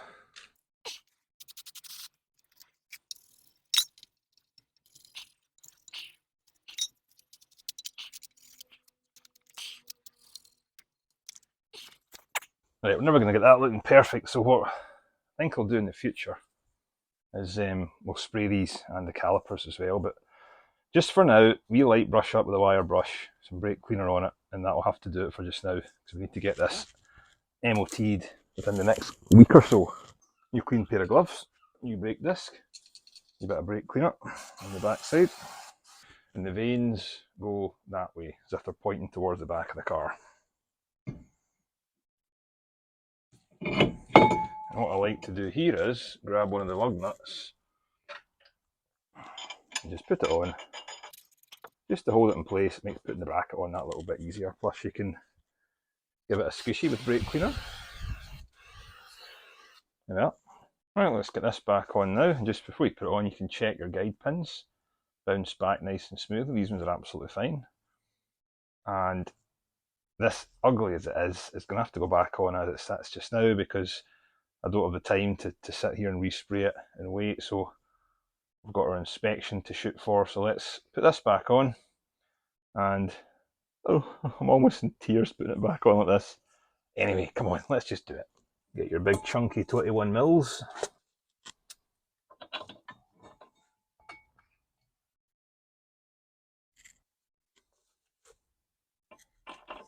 Okay, so you put the brake pad with the guide pin at the back.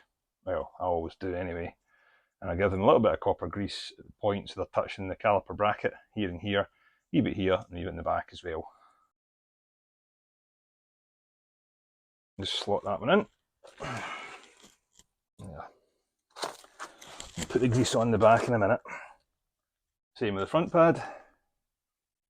Little bit of grease.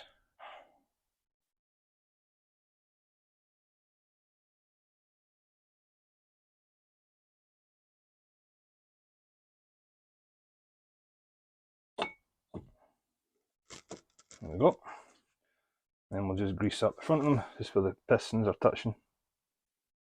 I know I could use different grease, but this is what I've got, so this will do just now. Now, I have drained some brake fluid out of the reservoir, so when you push the calipers back in, it doesn't squirt out and there's enough room for it to squish back up, so I have done that in advance. So I use a G-clamp, get the old brake pad, stick it on the caliper, force that sucker back in there. In this case, it's two suckers, two pistons. You just get them back in. You can usually use a G-clamp to clamp round the back. There's always somewhere. Clamp the G-clamp round it, let it sit at the back, rest it against the caliper and squish those guys in there.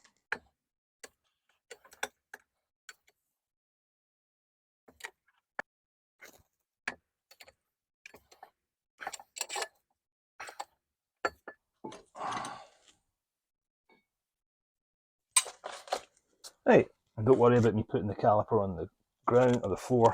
There's no stress on the brake line whatsoever, so we're okay with that. Right. Oh yes, first time. And you just grab your little caliper bolts, feed the top one in. Like that. That says we're good. Bottom one. Can't remember the torque setting for these, but I'll put it on the video. I'll superimpose it over the video. But yeah, essentially that's us. We're back together. A little tighten up and we're good to go. And I need another can of brake cleaner. Hey, if you struggle to get a torque wrench back there, just use your impact gun at the full setting and that should be enough.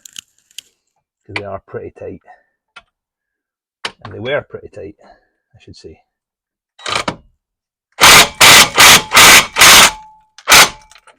There we go. Right, and there we go. Looking much fresher in here overall. What I'll do is I'll probably, when I detail the car again, I'll give this a thorough wash down and scrub with the brushes and all that before we take it for its MOT. But for now, road legal. Oops, whoopsie. Better not forget that. Whoops. Right, let's get the wheel back on and that's it, job done.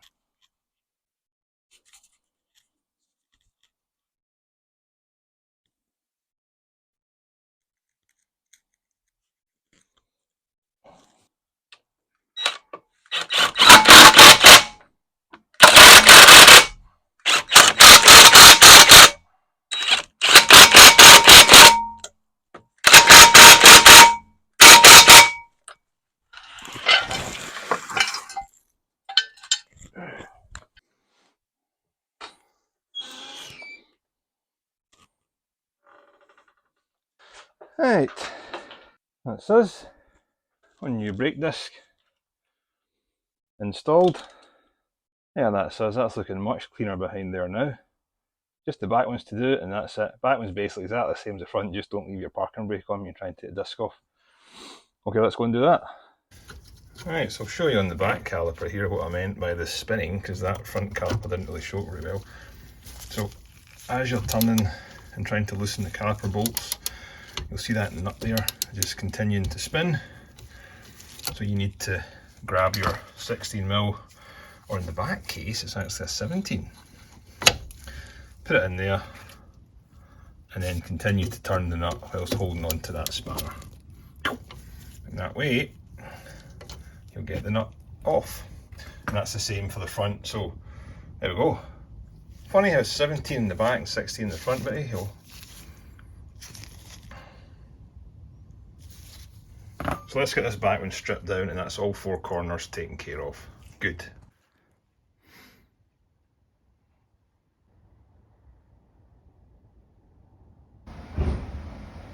New shoes just went on the car. That's it. New tyres on all four corners. Just been installed. If you're looking for tyres in the area, go to Lewis Urban, come to your house and fit them on the spot. So that's us. Let's go and see the new tyres. Alright, so that's 4 brake discs fitted, 4 new sets of pads fitted, and 4 brand new tyres. I just went with the Falcons this time because I couldn't get any Michelins or anything like that, but these are pretty good. I've had these before in other cars and they're decent, so went for 4 Falcons all round. I need to tidy up here, so I just fitted the last brake disc there.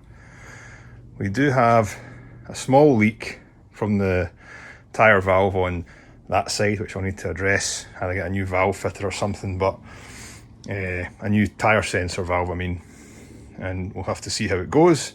But it's tiny. It's like a slow puncture, so it's not something I'm going to look at immediately. So now what I'm going to do is make sure the torque settings are all okay here. I'm going to pump the brakes a few times, drive the car back and forward a wee bit, check the oil levels, check the coolant levels, check the belt, check everything just visually before we have a first little drive of this in a private road, of course. And then if that goes okay, there's no big clunky noises, there's no unusual things. If it shifts okay, that's one of the main things. We'll then get it booked in for its MOT, which is going to be really exciting because that means we can then legally drive it on the roads here in the UK. So what's coming up? Cosmetic, still got the roof to do. So I've got a full detail and full ceramic coating or sealant or something to do that. Still got to wash all the wheel wells like I said earlier. We'll do the engine bay once more in a quick detail, and we'll hook up the radio again and disconnect the CD player in the background. And what I'm going to do as well is double check the battery drain. It's been fine for me. Every 4 days or so, 3 or 4 days, I'm coming out and starting it or charging it on a C-Tex. That's absolutely fine. I want to source out this battery drain and just see if there is an obvious culprit for it. But anyway, we're at a stage now and I'm waiting on some parts for the engine coming. I'm waiting on a new belt. I'm waiting on a couple of new tensioners coming because we've got quite a bad engine squeal going on. Not at idle, just under load. So I've already replaced the tensioner and pulley here. This one, and I've got a tensioner and a pulley to replace on the AC belt, which is down there. And I'm going to replace the idler pulley, which is somewhere in here. And put a new belt on it. I'm going to get a Continental Elite belt. Previously I could get a Gatorback belt, but I think they're gone now. They don't make them anymore to try and reduce the squeal. So I've got both belts off just now because when I started the car, let it idle, let it get the temperature, there was no squeaking, no squealing, no belt slippage whatsoever. When I put the tyres on, I got the tyres put on, obviously took the car out of the garage and reversed it back in. That little bit of a load and reversing it back in caused the engine to high-pitched squeal. So tested it out a little bit, came into the car, revved it, set it up at 2,500 RPM, and yes, it squeals like a pig. So what I did was to diagnose it, I took the little AC belt off first, put the main belt back on, ran it, accelerated again up to 2,500 RPM or above, and it squealing again. So that's not it, that's not the problem. The 2 pulleys in there aren't making any noise, and they're quite stiff. This is the new tension that we've put on, and it's got no play in it whatsoever virtually, so it's not the problem either. The belt, however, the big belt that is kind of lying loose down here, just to take it off in full, this belt here was new, but I don't know how new, because it was sitting in the trunk of the car. So, wait till we go over this side. I can only guess that that belt is at least 2.5 years old. Probably a lot older. And I've checked every other pulley here, and there's nothing obvious that's playing in the power steering pulleys down there. That's not making any noise either. And the crank pulley, from what I could see, wasn't wobbling.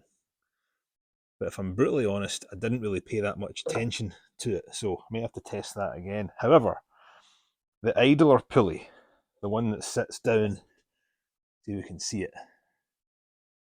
Here's the hole for the idler pulley. There, right down there, right? Oh, for goodness sake, let's see. Right there. See a little shiny bit there? That's where the idler pulley sits. Get a better view there, right? See just above the power steering pulley there?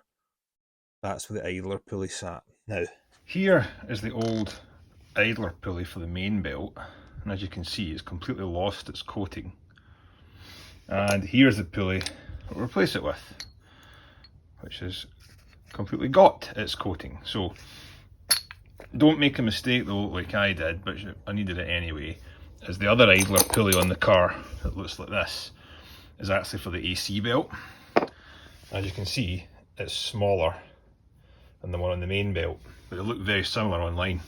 So I got both. That's the AC belt idler and that's the main belt idler, and we'll replace both of them, and we'll replace the tensioners as well. We saw the video earlier that I replaced the tensioner for the main belt. So if you're buying these in Rock Auto or something, just be sure you're getting the one you need.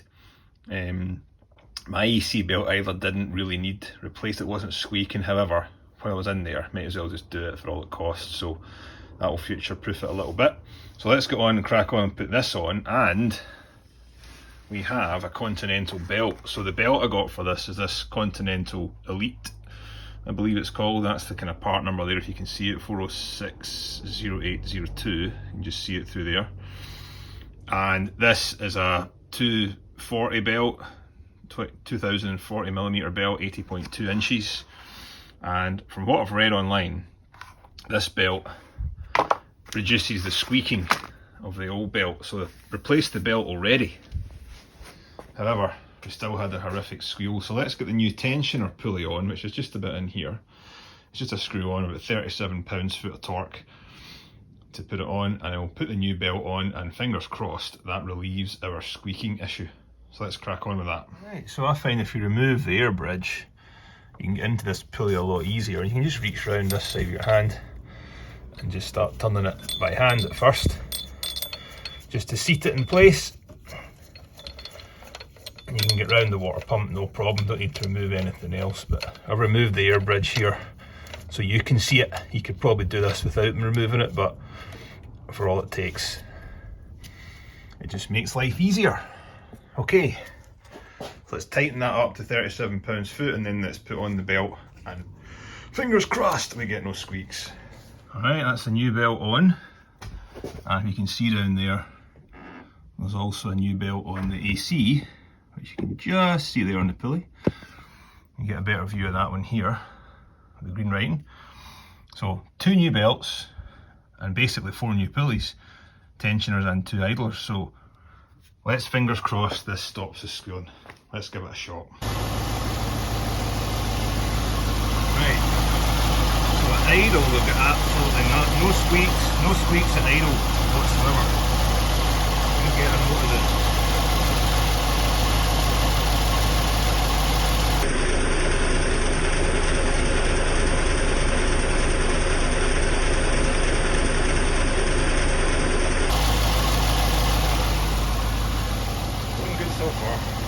Mission success. Just had it out in the driveway and back in on a load. It was squealing like a pig beforehand. So whether or not it was a tensioner or this Continental belt, combination of both obviously, that's fixed it. I don't know what one specifically done it, but I don't care. That's it, it's done. The idler needed done anyway, the belt needed done, tensioners needed done, and we are squeal free. Excellent. We're so close to getting this car back on the road now. Now I need to finish off this roof. As you can see, I've polished some of it and not others, so I need to finish off this roof cosmetically. I think we've still got a quick right indicator flasher going on here, so I think we need to just put some new bulbs into these if we can. I don't know what one it is that's out, but there's something not right here, and then we're ready for MOT. Incredible. Let's crack on with this roof, get the car cosmetically sound, may give it a wash and a polish as well, fix that light, and then we're good to go. Alright, so what we'll do first of all is give this a little clean. We shall give it a clean. Now we're just going to give it a spray down the clean cloth first of all. And make sure there's no rubbish. We'll just do this in sections first of all, just so that we know what we're doing here.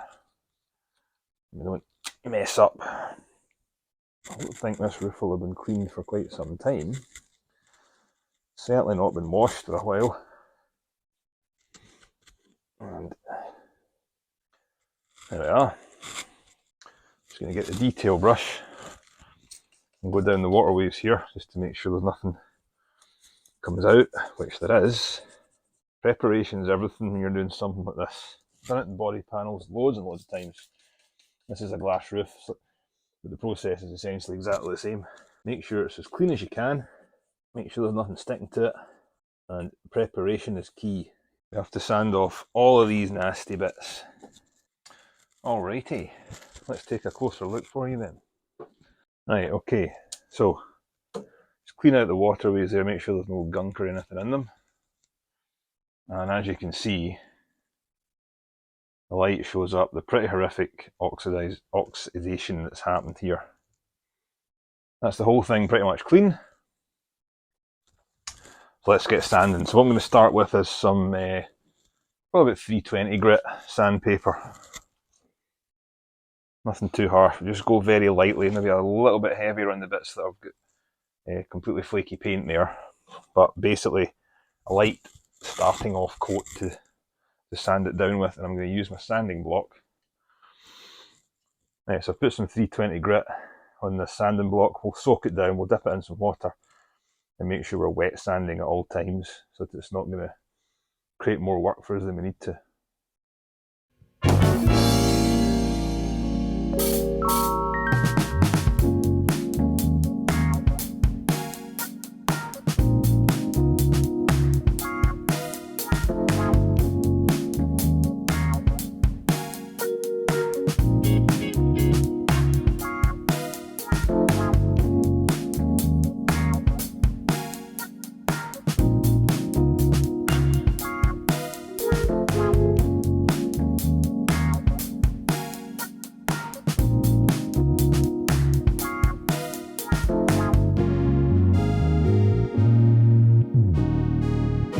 Alright, so we're having to hit this section here a little bit harder. I can still feel the ridges on my fingertips of where the clear coat had peeled. So we've still got a couple of bits there, see it there? It's right above where the light is. There's some areas there that are still a little bit bumpy. Right there. So we'll keep hitting that until it becomes smooth. And what we've done is we've got most of those big kind of gougy marks out. Don't be fooled. If you want to do this properly, it's not a quick process, I should say. It's a slow process. And if you don't do this bit right, any spray paint that you put on top is just going to look absolute garbage. So take your time with this. I certainly am. And I'll be going over this whole panel now with 320. Then probably moving up to show you what I've got here. 600. Then into the thousands and maybe 2000 to finish off. So we'll see how it looks after the 600 and 800 pass. See how it looks after the 1000 grit pass or 1200 grit pass. And then we might have to do a 2000 grit pass as well. So yeah, good bit of time spent doing this, but it's worth it.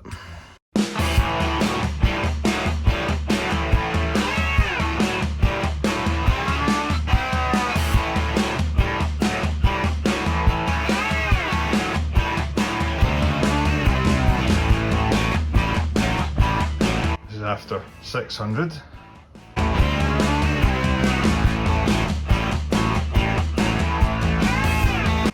That's after 800 grit.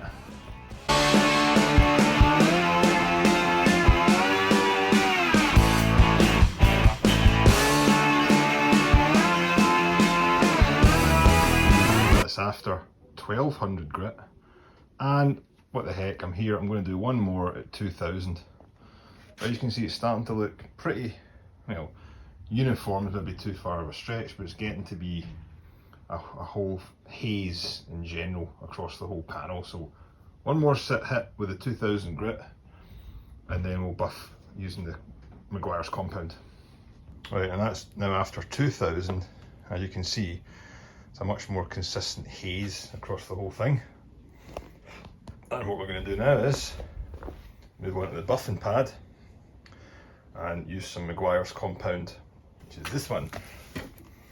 I'm going to switch between the orange pad and the medium firm ones. The orange one's kind of medium, this one's medium to firm, so we'll try it with that first.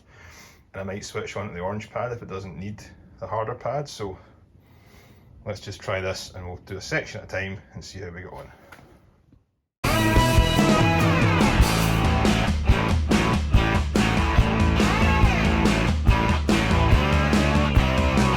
There's a first kind of initial pass, looking a bit murky, but coming up nicely, and I can actually see through it now.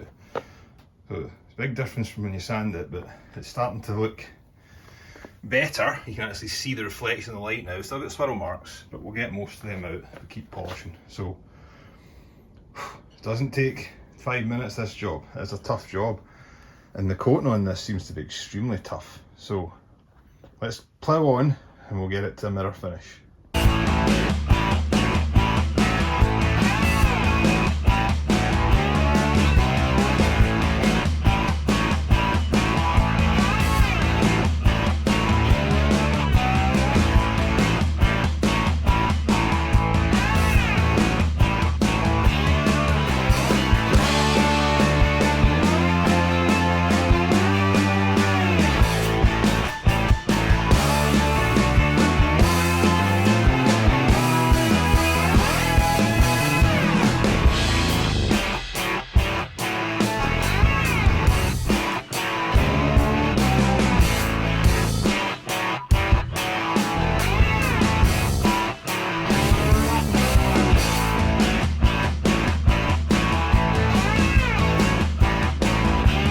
Alright, so I had to do a little bit of a change of plan here. So once I cut everything back with the polishing pads and the compound polish, I just wasn't happy with the results at all. It just wasn't looking great. So what I did was I decided to wipe everything down and shoot it with a can of clear lacquer. So there's 3 coats of clear lacquer on this now. Unfortunately, my camera died and I was videoing the clear lacquer, but in general, I was kind of going crossways on it, making sure the strokes were evenly and nice and spaced out, and right up to the end of the panel for one coat, and then back down for the second coat and the third coat. I went lengthways like that. And the result of that, which you've probably seen already, faffing about here in the video, is here. So this is the clear coat. And a lot of people panic when they put clear coat on, because it does always come out looking like this, from a spray can certainly. Very hazy, very dull, very flat. So what I'm doing now is, as you can see, putting the finishing polish onto the bits between the green lines there. And there's my LED light in the clear coated bit, and there it is in the polished bit. Now I'm not finished polishing yet, but that's starting to look pretty good. We've got a little bit of a mirror-like finish going on there. So there's a difference straight away.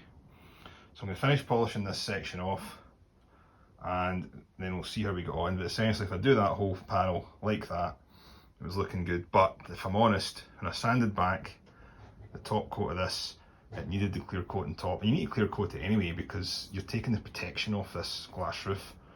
So let's crack on with this, and we'll see if we can get. I'm not saying it's going to be a perfect mirror finish on this, it probably never will be, but we'll get it as good as we can for now. Okay, let's keep going. Alright, so that's about, I don't know, 20 minutes on this section. You can actually see me now. Whereas in this one, I am nothing. I'm an invisible man. I'm covered in a cloaking device. You can't see a thing. So, I think that's pretty good. You can see the definition of the LED light above me. And I think I'm going to stop there and just crack on with the rest of this, because this is a very, very time consuming job. But see if I can get the whole thing to this standard. I am happy with that, because when I got this roof looked as if it was ready for the bin. So let's continue on. We'll just do it in sections again. I'll move my tape up to about halfway. But don't be fooled, if you want to try this at home, it's not a quick process, it's not a quick polish, it's not a quick sanding, it's not a quick anything. It's a time consuming process. It's taken me over the course of about 4 or 5 days. I've been coming in and out of this, and amongst other things. So if I can get it to this level of finish, I'm happy with that for now. Okay, let's keep going.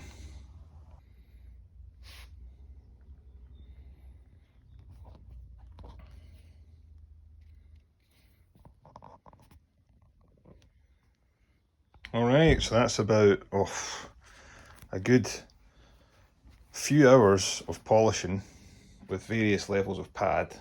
That's the thicker pad that's coarser, and that's the one that's kind of medium to firm. So I've used that one just now, still in the compound. Still got to put the finishing polish on it, then we get rid of some of the holograms, but I am 90% happy with this compared to what it was at the start. So you can see me now. And it's not crystal clear, it's not absolutely perfect, but it is a lot better than when it was. There you go, you can see the car in it now, which is a big improvement. And I can actually, if I tip it up here, it's a bit dusty on the inside, but I can see through it now. See that? That's the aim. That's what I wanted to be able to do, because when you get into this car before, you looked up and you thought it was cloudy. But now I can actually see everything through it with a decent reflection as well, which is the main aim of this, just to get it to that stage. So I think I'm pretty much at that stage now. And that is looking a lot better than it was when I first got the car. So I'm going to give it a finishing polish. I've got some, it's kind of like my 2-stage polish stuff. This is the ultimate finishing polish from Meguiar's. I'll use that, using the softer pad, get rid of some of these kind of hologrammy bits, but essentially all the scratches and all that have gone, pretty much.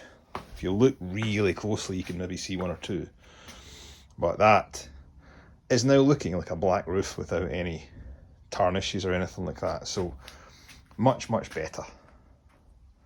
It's a tough job though, like I said before. It's not quick and it's not easy to repair these. And this isn't even 100% repair, this is about 90, I would say. But good enough to go in the car, and good enough for anybody coming along not to know what state it was in before. So let's put a final stage on, a finishing polish, and get it back on the car. I did start polishing this on the car, and that's the effect. It just sprays everywhere, so that's why I'm doing it down here. Plus, my back was killing me trying to do it on the car as well. So excellent, I'm pretty pleased with that. Let's put finishing polish on it, get a final look at it, and that'll do us on the roof. That'll be it done.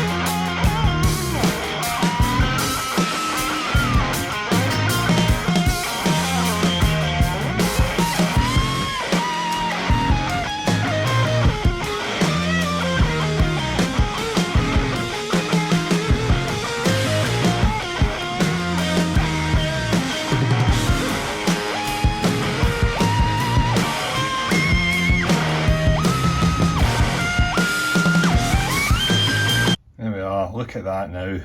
Reflections all over the place. Really, considering how this started, I've still got a couple of bits to polish out here, but considering how this started, that is much better than I'd actually anticipated, finish-wise. That's really good. I'm more than pleased with that, and that is going back on the car. I'm going to give it a ceramic coating as well. I'm going to give it a final polish just by hand, just to get rid of some of these little marks here. Hold on a second.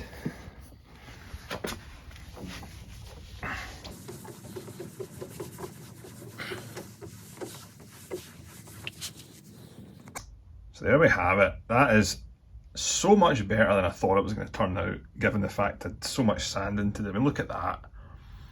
These areas are great, and the whole thing is just looking so much better than it was before. The fact I can see the car in it now is, you know, it's worth the effort trying to do this. I could keep going with this to the nth degree, and I could keep going with the polisher until it's absolutely spot on perfect, which I might do in the future. But for now, it's going to get put onto the car. I'm going to maybe put some wax or something, or some sealant or something like that. I'm always going to ceramic coat it, but I might come back and do more polishing in the future. But for now, this is so much better than I thought it was going to be, considering what we started with. So, oh, look at that. I will put in a picture of the before shot of this car, but look at that. Obviously, I need to wash the whole thing now, but the roof is looking spectacular. That is a really good finish, and I'm so pleased with that. That has been hours and hours of work to get to this stage, but well worth. Look at that. Woo! Oh yes. Right, now look at that, and from the inside, it's now pretty much crystal clear. Check it out. Look at that. When you first got it, you looked up, you just saw waves of clear coat, peeling, scratches and marks. That is superb. I'm so happy with that finish, I can't tell you. And the first thing I mentioned when we got this car was that it had a parasitic draw on the old battery. And I'm just going to show you exactly what we've done so far to address that, and what tests we can do now to see if the draw has got to an acceptable level or diminished completely. Right, so the first thing we did was replace the old rubbishy battery with an Optima red top, which has got the ports on the side and the 2 ports on the top, which are really handy for charging it with your C-Tech. Now, I had this car sitting in the garage for about a week, and to run the battery tests, you want to make sure that your battery is fully charged. So just to make sure, I've got it on the C-Tech just now for a wee boost, just to make sure it's sitting up at the 12.5 or above volts that it should be. So ideally a battery should be sitting at 12.6 to 12.8. Real life, I don't ever get that. I get about 12.4, 12.5 if I'm lucky. But I've had batteries last for 7-8 years on 12.4 volts or even less when they're sitting resting, so I wouldn't be too concerned. But what we're going to do, first of all, is a test. The first test to see if we've got any obvious parasitic drain. You can do this without any tools, without any equipment. You simply need to get into darkness. So let's go and try that test first. No, don't adjust your phone or brightness or anything. I'm in the dark. I've turned most of the lights out in here because we're doing the first step of the parasitic drain test on this car. So now, this has worked for me in the past when I've just basically turned all the lights off in the garage, had a little look-see inside the car, and you can pretty much see if a glove box light's on, if a headliner light's on, or if a trunk light's on, or something like that. So you can pretty much see straight away if you've got an obvious no-no. But in this case, I don't have an obvious no-no. Everything's in darkness. Everything's gone, and once this little light times out, it will get even worse. But I don't think there's anything. I've got the hood light detached, so it's not going to open even if I left it unlatched. It's not going to come on, sorry, if I've left it unlatched. But essentially, you would see anything in the interior giving off a glare if there was anything remaining on light-wise. So that rules out that one step. Right, now the second thing you can do is simply leave your car locked for a few days and then come back and test the battery voltage. So it does tell you a readout in this car of what it is, but I've not been trusting it because mine constantly says 11.1. I know the battery's brand new and it was sitting at 12.5 at least, so I ignore the one that's in the dash and we trust our little multimeter here. So to do that, you've got a multimeter like this, you set it to volts and you set it to 20 volts because the battery's going to be about 12 point something, so anything less will short it. You want to set it to 20 volts and you've got the positive lead hooked into the volts and the negative into the common, and you simply hold the positive node onto the positive battery node and the negative one onto the negative battery node. Alright, so before you connect your multimeter up, you can always do a quick test on it to make sure it's working. So most multimeters will have this little symbol here in red, kind of looks like a sound or a Wi-Fi type signal. If you set it to that, like so, and you have both your probes, like so, I'll just put it down here so you can see it, and you touch them together, it should beep. Right, that shows you your multimeter's working and the leads are good. Now you can progress the rest of the job knowing that this isn't the fault. Alright, so we've got the voltmeter set up here so you can see it. Positive to the positive port, negative to the negative port, and it gives you a reading of, you see that? 12.6 volts. That's pretty good. That's pretty bang on the money really, to be honest. That's about what you're looking for, a fully charged battery. Now, if you leave the car for a few days and come back and test that again, if that's dropped to like 12.2 or something like that, you know you've got a drain, right? Now, it's going to drop a little bit every day. You can work that out with the capacity of your battery and versus how many volts are coming down a day, but in general, they're going to drain a little bit, right? There's an acceptable amount, which is usually about 50 milliamps. Anything more than that is considered an excessive drain in general. So what we've got here is a fully charged battery, and I'm going to just do a battery test now with my little top-down battery tester, which will do same as that, a volt test, but also cold cranking amps test and a charging test as well. Now my voltage is going to drop a little bit because I've got the hood open and I'm going to open the doors and stuff like that, and the lights are going to come on, so it might drop a little bit, but it doesn't matter as long as it's not within a huge amount. It's going to go down. It's going to be fine. So let's crack on with the top-down battery tester test, and I'll show you how to use one of them.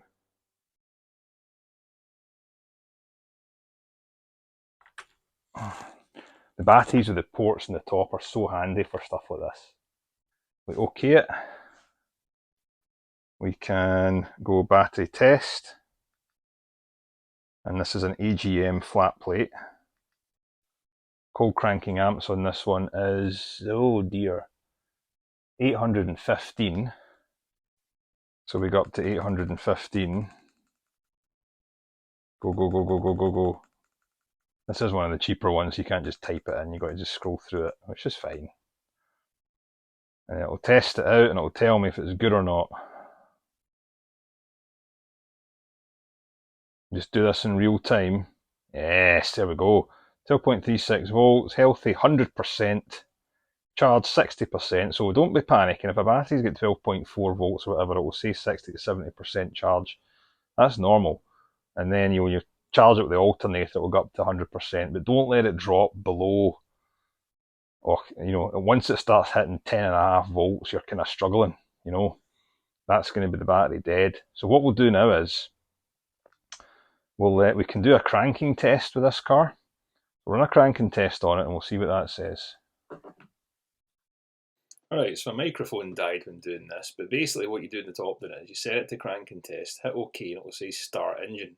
It gives you 30 seconds to sprint round the car and start the engine, which I'm doing right now. I think I get there in about 20 seconds.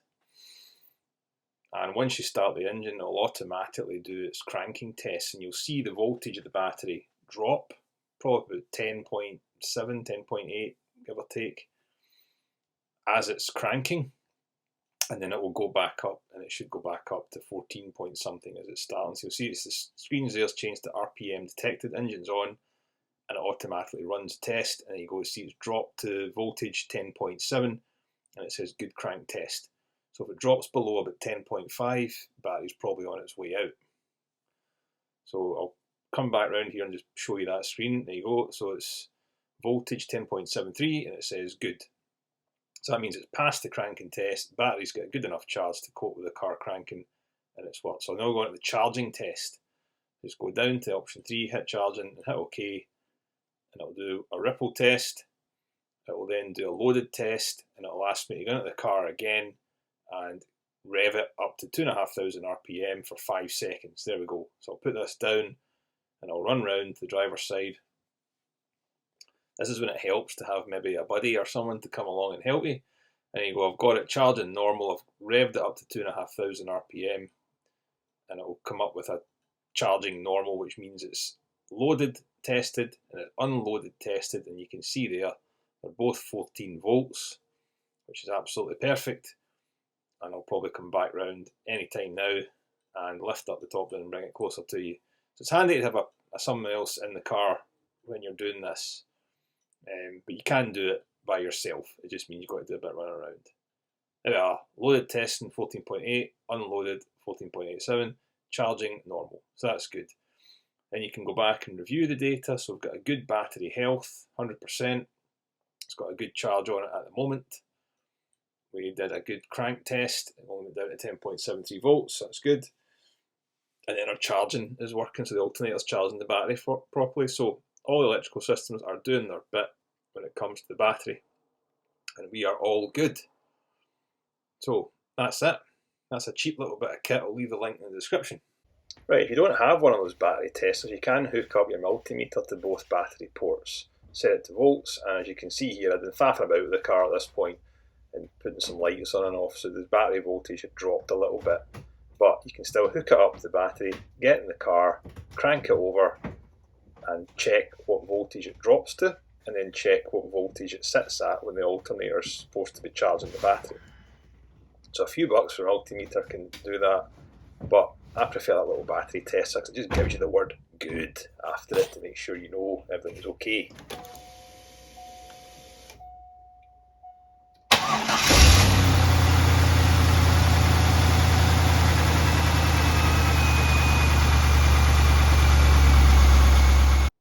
Alright, so you've seen that as I was cranking it over and starting the engine, dropped to about 10.56 volts, slightly less than the previous test because this test was actually done before done all those repairs, before I changed the belts and pulleys and before we charged the battery up to its optimum 12.6, 12.8 resting range. So it does drop a little bit, but still acceptable. And as you can see now, it's charging at about 14.6, close to 14.7 volts.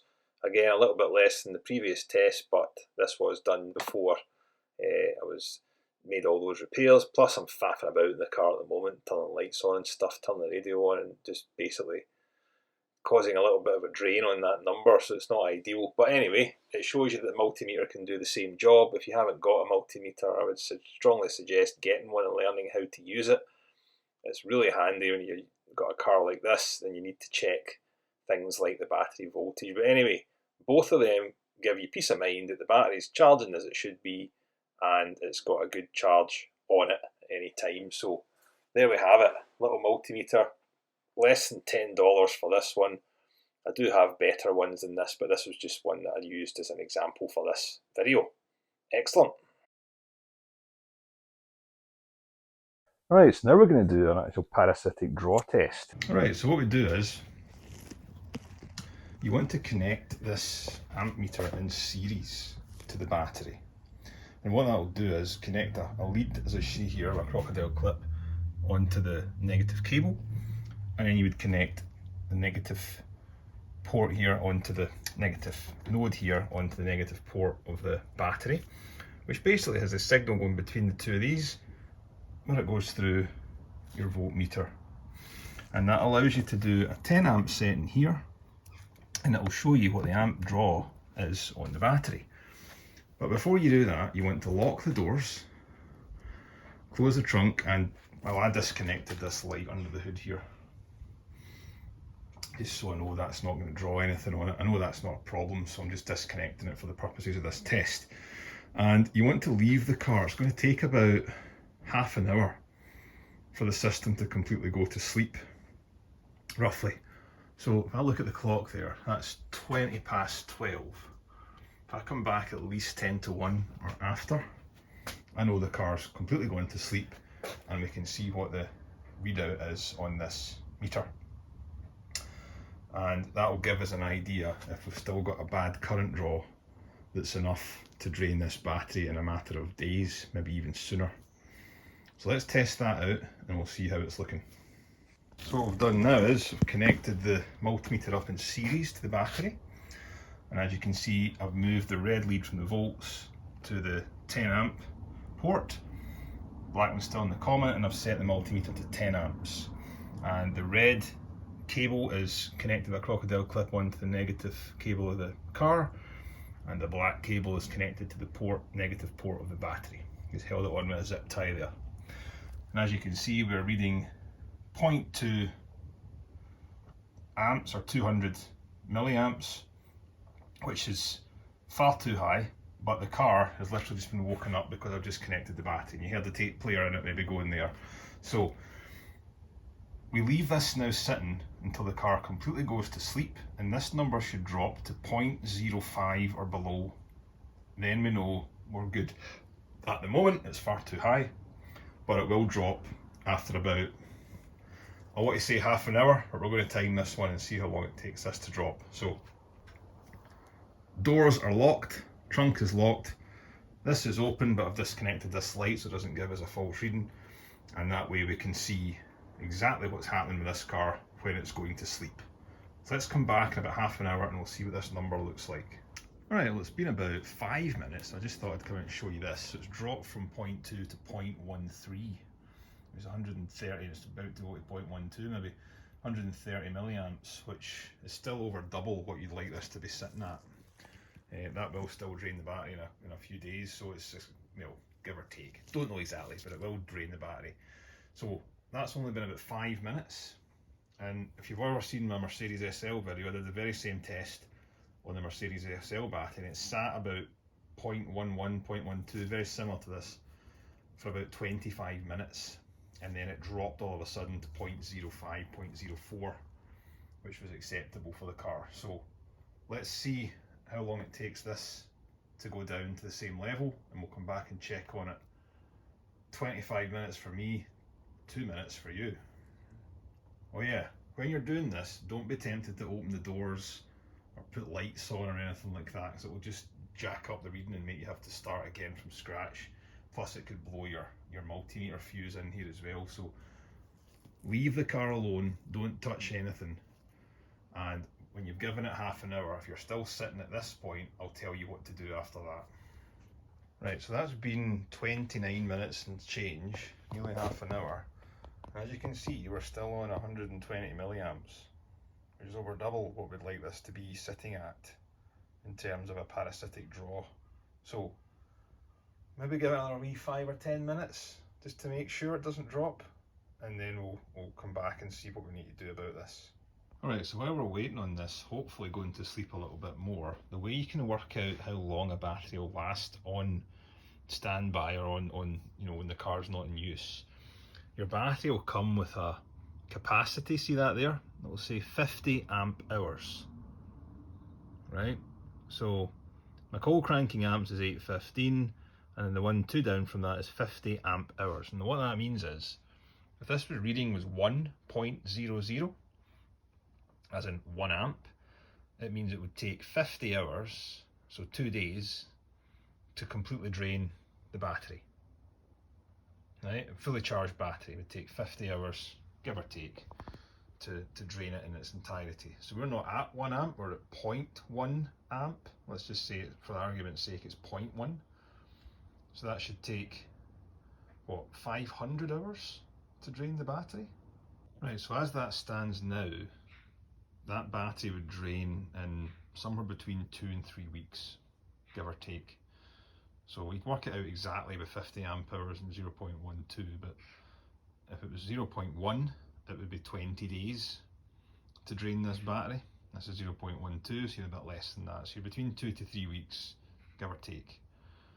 which it's not great. That's too high.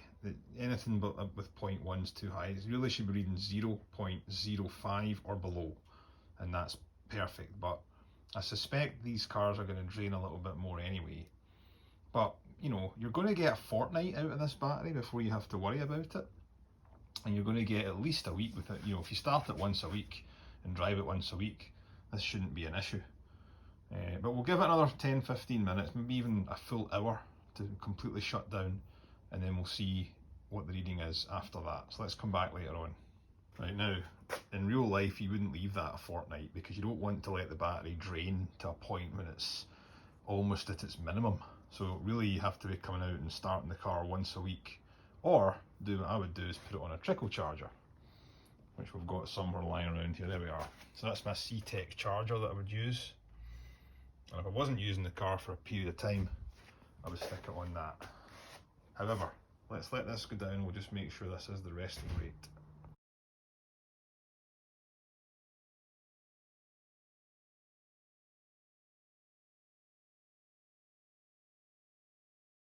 If you suspect you've got a battery drain, you've got two fuse boxes in the C5. There's one right there, and there's one under the passenger footwell within the car. So clearly to get into that one, you need to open the door. So what you should do is, if you need to check fuses for circuits that might be causing a drain in the passenger footwell, open the door, get a screwdriver, put it in the lock here, and I'm going to maybe need two hands for this, but you basically push the lock twice to click it shut. That way the car thinks the door's shut, but the door remains open. Right, hold on a minute, I'll show you. As I close the door, you get a screwdriver in here, push it once, and it'll click once, push it twice, and it'll click twice. That's the door locked, right? So the car thinks passenger door is closed, and you can make it go to sleep. And it will still give you options to go in to the passenger footwell and see what the fuses look like. Let's have a look at the fuses. Right, so passenger footwell, there's two clips at the top there. Take your mat out, you open these clips up, these ones here, and pull two of them, and that'll give you access to the fuse box. Bump, bump. Out we come. There we are, see? Fuse box is in here.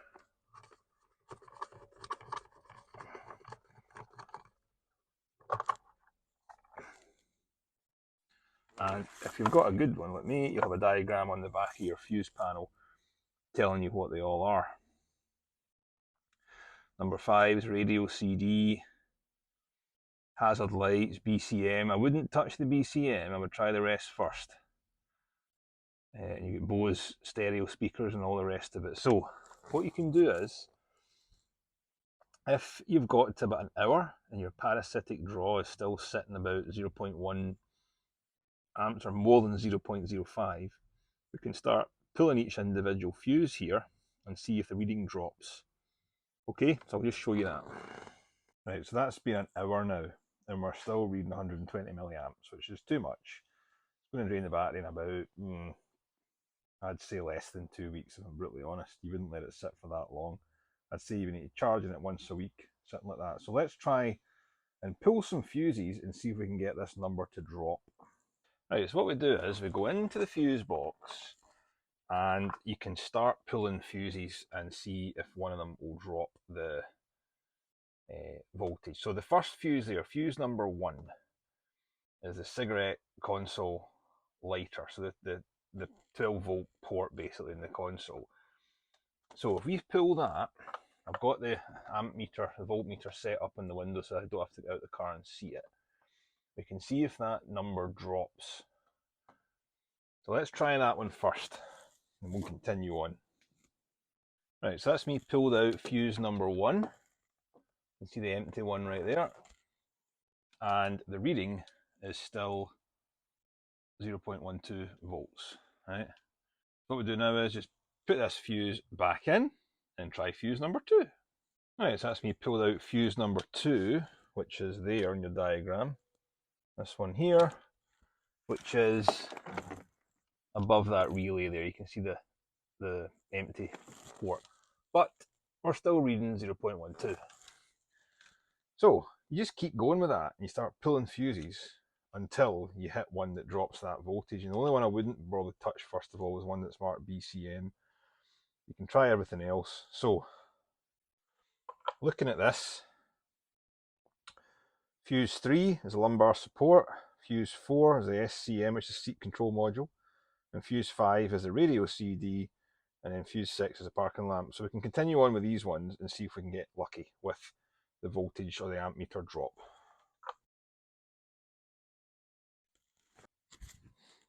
Alright, so this is the point we've been stuck at for quite some time. I've reconnected the alternator just to make sure that was it, and that was the only other thing I disconnected to try and figure this out. Aha! We have found it!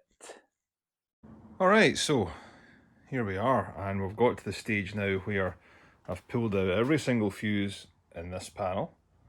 Nothing made a difference. I pulled out every single fuse within the passenger footwell panel. Nothing made a difference. Then I got to scratching my head a little bit, and I thought, right, okay, the headlight motors and the headlights here, the pop-up headlights, can be an issue on these cars. And the fuses for those are numbers 3 and 4, which as you can see there. Headlight motor right hand side, headlight motor left hand side.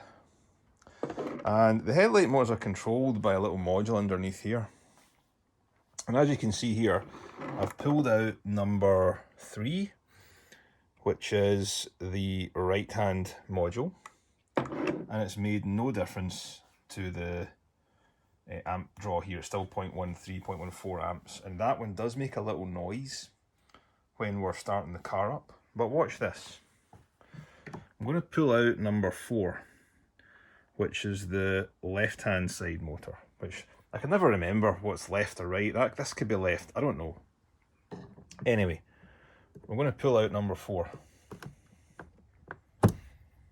Out. Straight away an instantaneous drop to 0.03 amps. Right? So let's just put in number 3 again, just to make sure it's not anything. If I put in number 3, it goes back up. So you have to remove both 3 and 4 to get this to drop. And I suspect if that's the case, let's just prove a point again. Both are out. If that's the case, then the module that controls the headlights is probably gone bad, which is a common fault with these cars. Or, no, well, I'm not going to say a common fault. It's something that's known on the forums, isn't it? Yeah, so it's something that's kind of been spoken about for a while. But I am so pleased to have found this, I can't tell you. That one there is the left hand side one.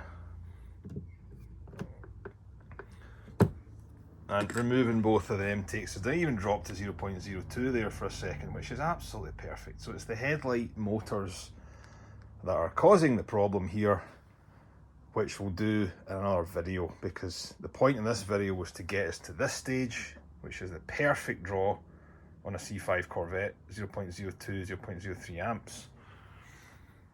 And it's something that's been bugging me since I've had this car for a couple of months now. But I left this till the end because what I did just logically was to fix everything else on the car, fix everything electrical, including the passenger windows and the lights at the back, make sure the belt was charging the alternator properly, alternator's connected, everything's good.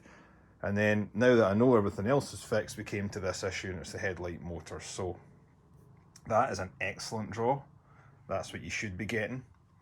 And I'm going to have to source possibly a new control module, but for this video, that's us. We've found the drain. We're putting a little fail-safe device on the battery. We've got one of these Optima red tops with the side ports and top ports. And because this car might be sitting still for a good period of time, I'm going to connect this little battery disconnect switch. If you've never seen one of these, you basically turn it to tighten it, which will connect the negative cable to the negative battery port, and you loosen it and that will basically shut everything off completely. So we're going to connect this to the side battery port there and connect the negative battery cable to here, and that will give us a electrical kill switch as such. Good for safety as well, an extra step for security. You can get remote ones of these that you have a little key fob for remote. I'll let Vet on Vet's video describe that one too. He's done a good one on that. I'll link it in the description below. But this one here is a cheap $5, $6. It costs $6.99 here in the UK. Alternative if you're just maybe not doing it quite as frequently and you just want it there as a fail safe to cut off the battery in case you're leaving the car sitting for weeks on end. So let's go ahead and install this. I'll show you how easy it is. Alright, so the first step is to disconnect the negative cable from the battery, no problem. Then on this device, when you take everything off, including the screw, you'll see that one end is threaded and one end is smooth. So what I'm going to do is connect the smooth end to the battery by using the supplied nut and bolt here. And then I'm going to screw in the negative cable into here and leave it sitting off to the side. Okay, it's quite a simple little device this. Basically you can see once the threaded screw part goes past that plastic, it makes the connection between the two sections, between the two halves of this. Okay, let's go for that.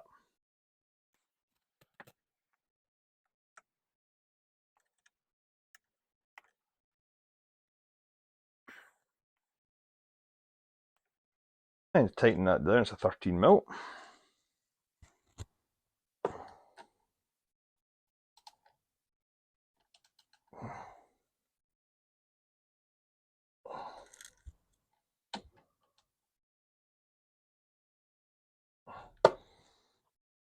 Yeah, if you've got an Optima red top, it fits nice and neatly into the kind of notch there.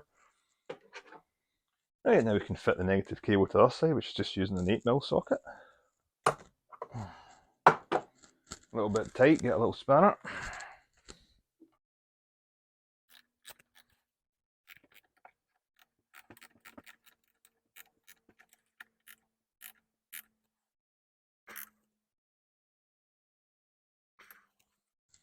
There. There we go, and that's what it looks like when it's connected nicely into the side port, notched in there, and the negative cable hooked up to the other end here. And it's pretty sturdy, it's not going anywhere. And you can see those two bits want to separate. So there's two sections to this, and the screw in the middle just holds it all together. So we'll go and fit the screw to the middle, tidy everything up here first. I'm working on the headlight here, trying to replace bulbs, but we'll screw the middle bit in and we'll see if we have a good connection. Alright, so the last thing to do is you screw in this little bad boy, and on it it'll tell you on is clockwise and off is counterclockwise. So basically on is tightening the screw and off is loosening it, sorry. And all it is a connection that connects the two separate pieces of this, and it just screws into place. Let's have a shot.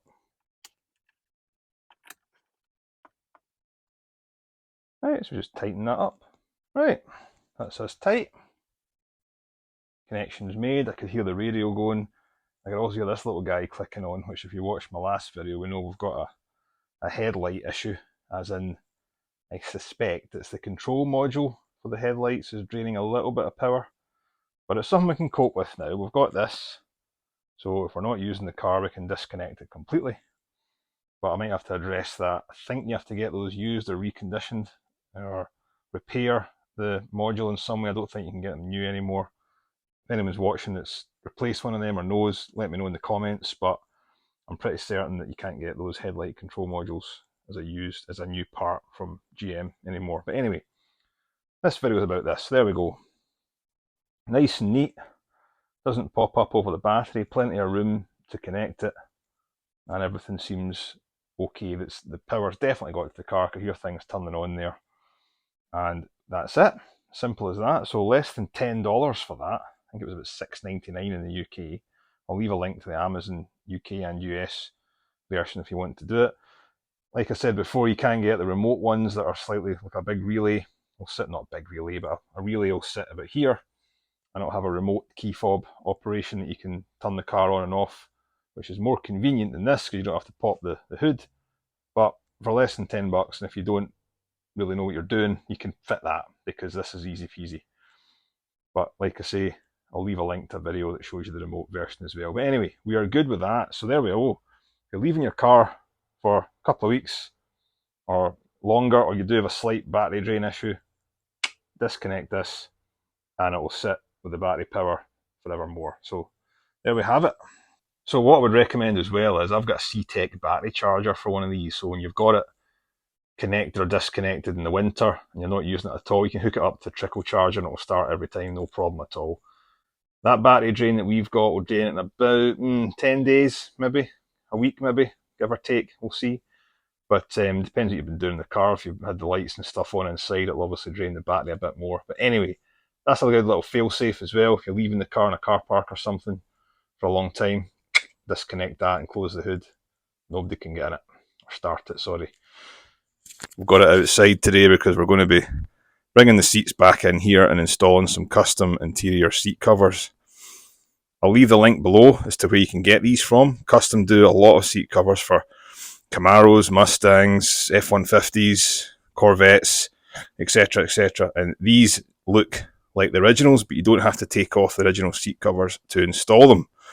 So let's open this box and see what we've got.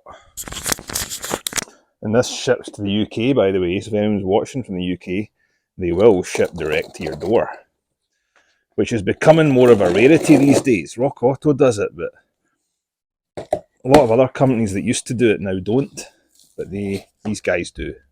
So let's see what we've got here.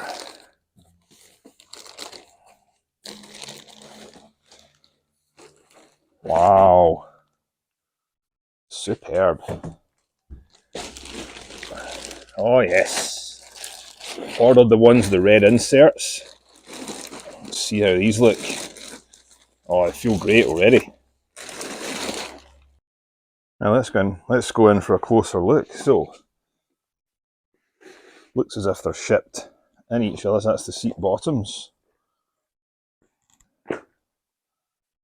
Oh, that feels fantastic.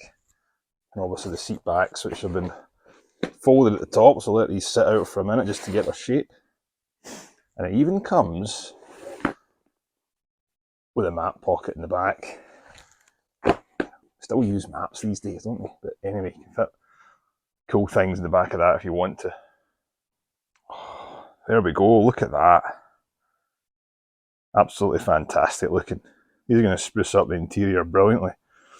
And as you can see, the airbag tag is on either side, so you can't get the driver and passenger one mixed up. And on the back, you've even got a little cut out for the little lever to move the seat back and forward.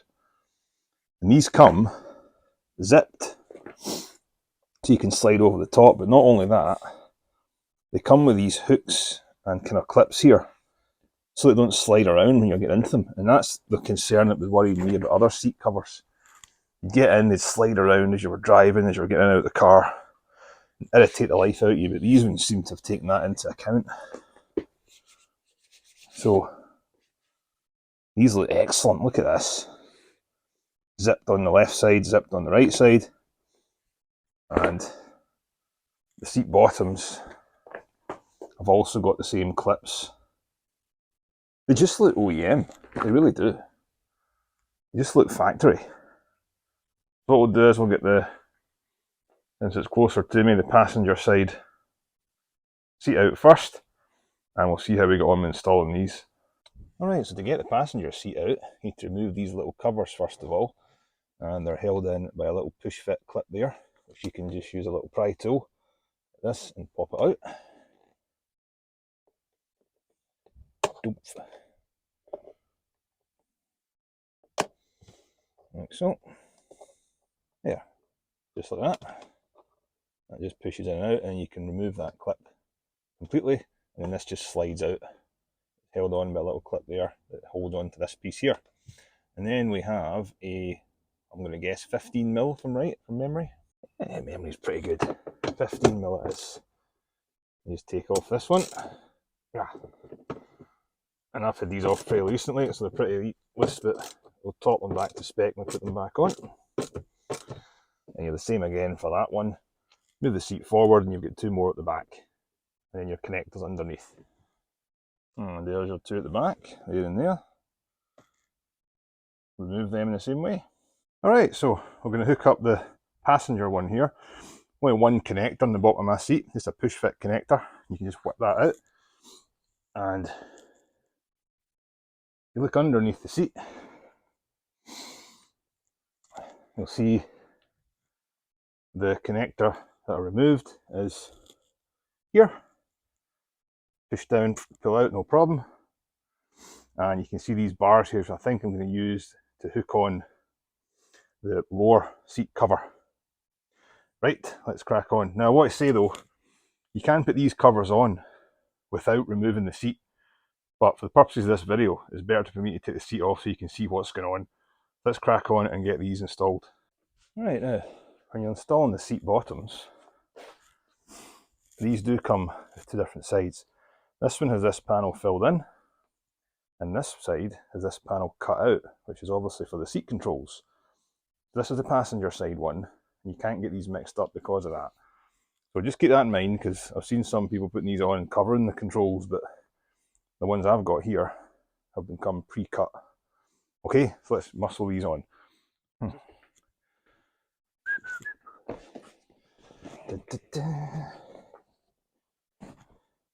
And this bit here tucks in behind the seat belt. And these bits go around the back, so, and you can muscle these on. I can see here this bit's sitting perfectly with the seat controls, I should say, sorry. And these little clips that comes with it, you can push these through. Show you when we've got closer, push these through the seat belt, the seats, and you just pop round. You just push these clips here through the gaps in the seat.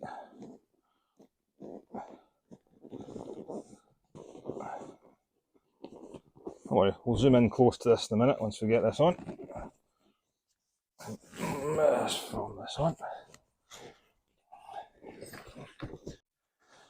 Right, so on the seatbelt side, this flap here tucks in behind the seatbelt itself. And then these bits here that I showed you, you just push through, twist them, and they kind of hold it in place against the existing seat backing. Right, so this is the front of the seat here. These little clips here that you can have on string, on bungee cords if you like. Clipping it to this first rung here is going to be absolutely no tension on it whatsoever. So I'm going to stretch it all the way back to the back rung. Like so. You can see there it's going to keep that seat cover in place pretty tightly and not interfere with anything else.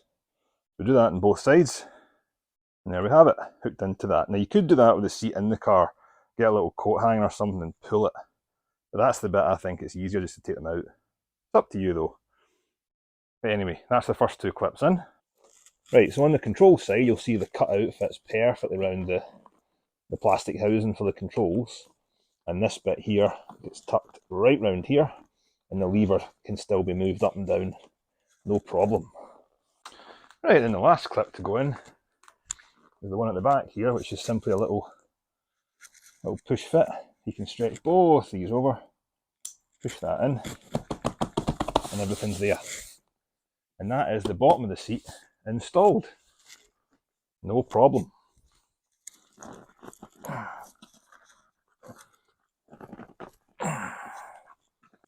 There we are, and then turn it round.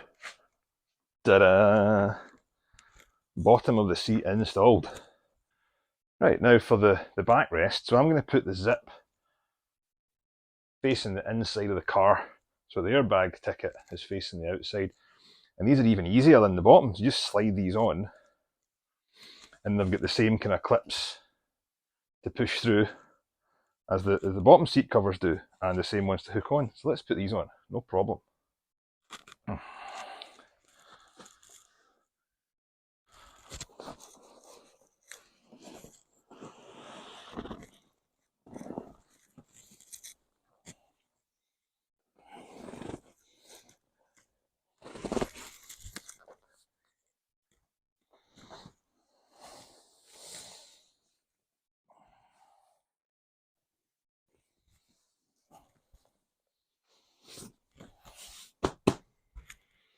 Right, and this top cover, when you've got it on, you've got more of these clips to push through, which secure it onto the backrest. So, see that one there? That's me just pushing that all the way through. And it just twists like that. And you can neaten it up like so. You can neaten it up like so, pop it in there, and they all just clip in here in a line, securing it onto the seat back. I've got one more to do down the bottom.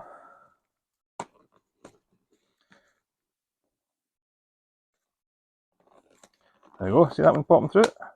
Then once you're done, the back will look like this. And again on this one, the top has got the same kind of two clips that we can stretch around and hook onto one of the rungs in the seat. Right, so these ones don't stretch as far, so they're obviously designed to go onto the first rung, like so.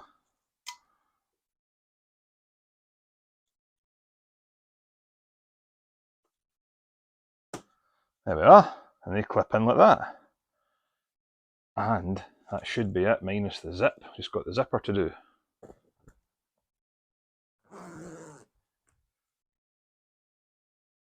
And there we have it. One installed seat cover on the passenger seat, and really, you could install that with the seat in, but you would have to deal with the clips underneath. I just found it easier taking it out, but you could do it with the seat in if you wanted to. But that took me about, including taking the seat out, 15 minutes, give or take. So, very easy job, but look at that. And the feel of it just feels factory, and it really sits perfectly well. It will take shape, this little bit here will take shape, but no problem at all. These little things will all uncrease as the heat gets to them. If you were living in a really cold climate, you could take a little hairdryer to them to fit them on, but there's really no need for me to do that. So let's get the driver's side out and we'll do a quick comparison. Alright, well there you go. Before and after. These seats are okay, they're not too bad. Starting to look a little bit worse for wear, especially on the side bolster as you always get, but that is a brilliant difference, isn't it? Check it out. So let's crack on and put the driver's one on, and we'll put them back into the car and see how they look. Superb.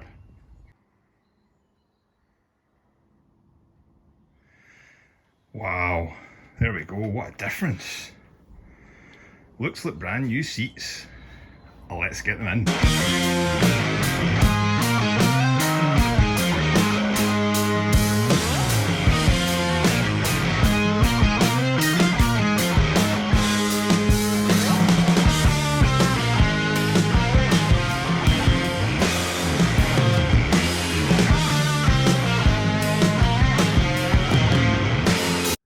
Corvette's not in the garage, and that is because we took it for its MOT. Now, if you're not familiar with an MOT test in the UK, it basically covers everything from front to back on a car. Brakes, lights, any engine management lights, cracks in the windscreen, wiper blades, rusty brake lines, any rust underneath it, exhaust condition, all of that stuff. And if it fails in any of them, you can expect a repair bill, or you can go home and fix it yourself, or you can leave it and not bother. But your options are there, and basically you have to get an MOT pass for the car to be driven on the road here in the UK.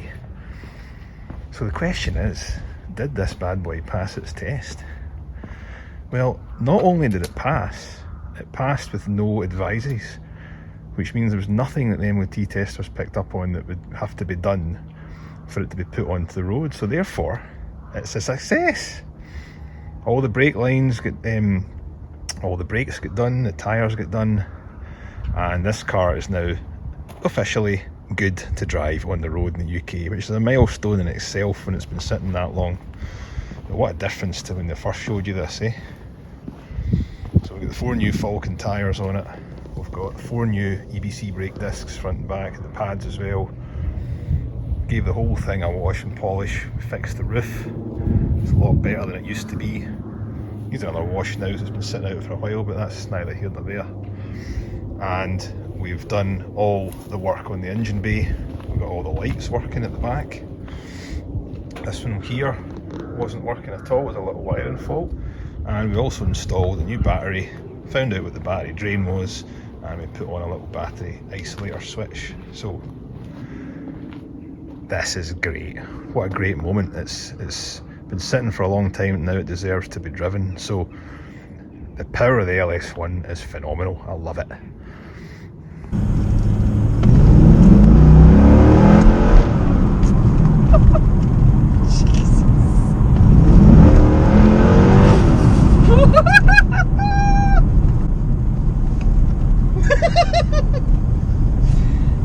That's insane, Isn't it?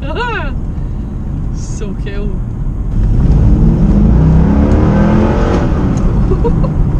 What speed are you actually going up to when you do it?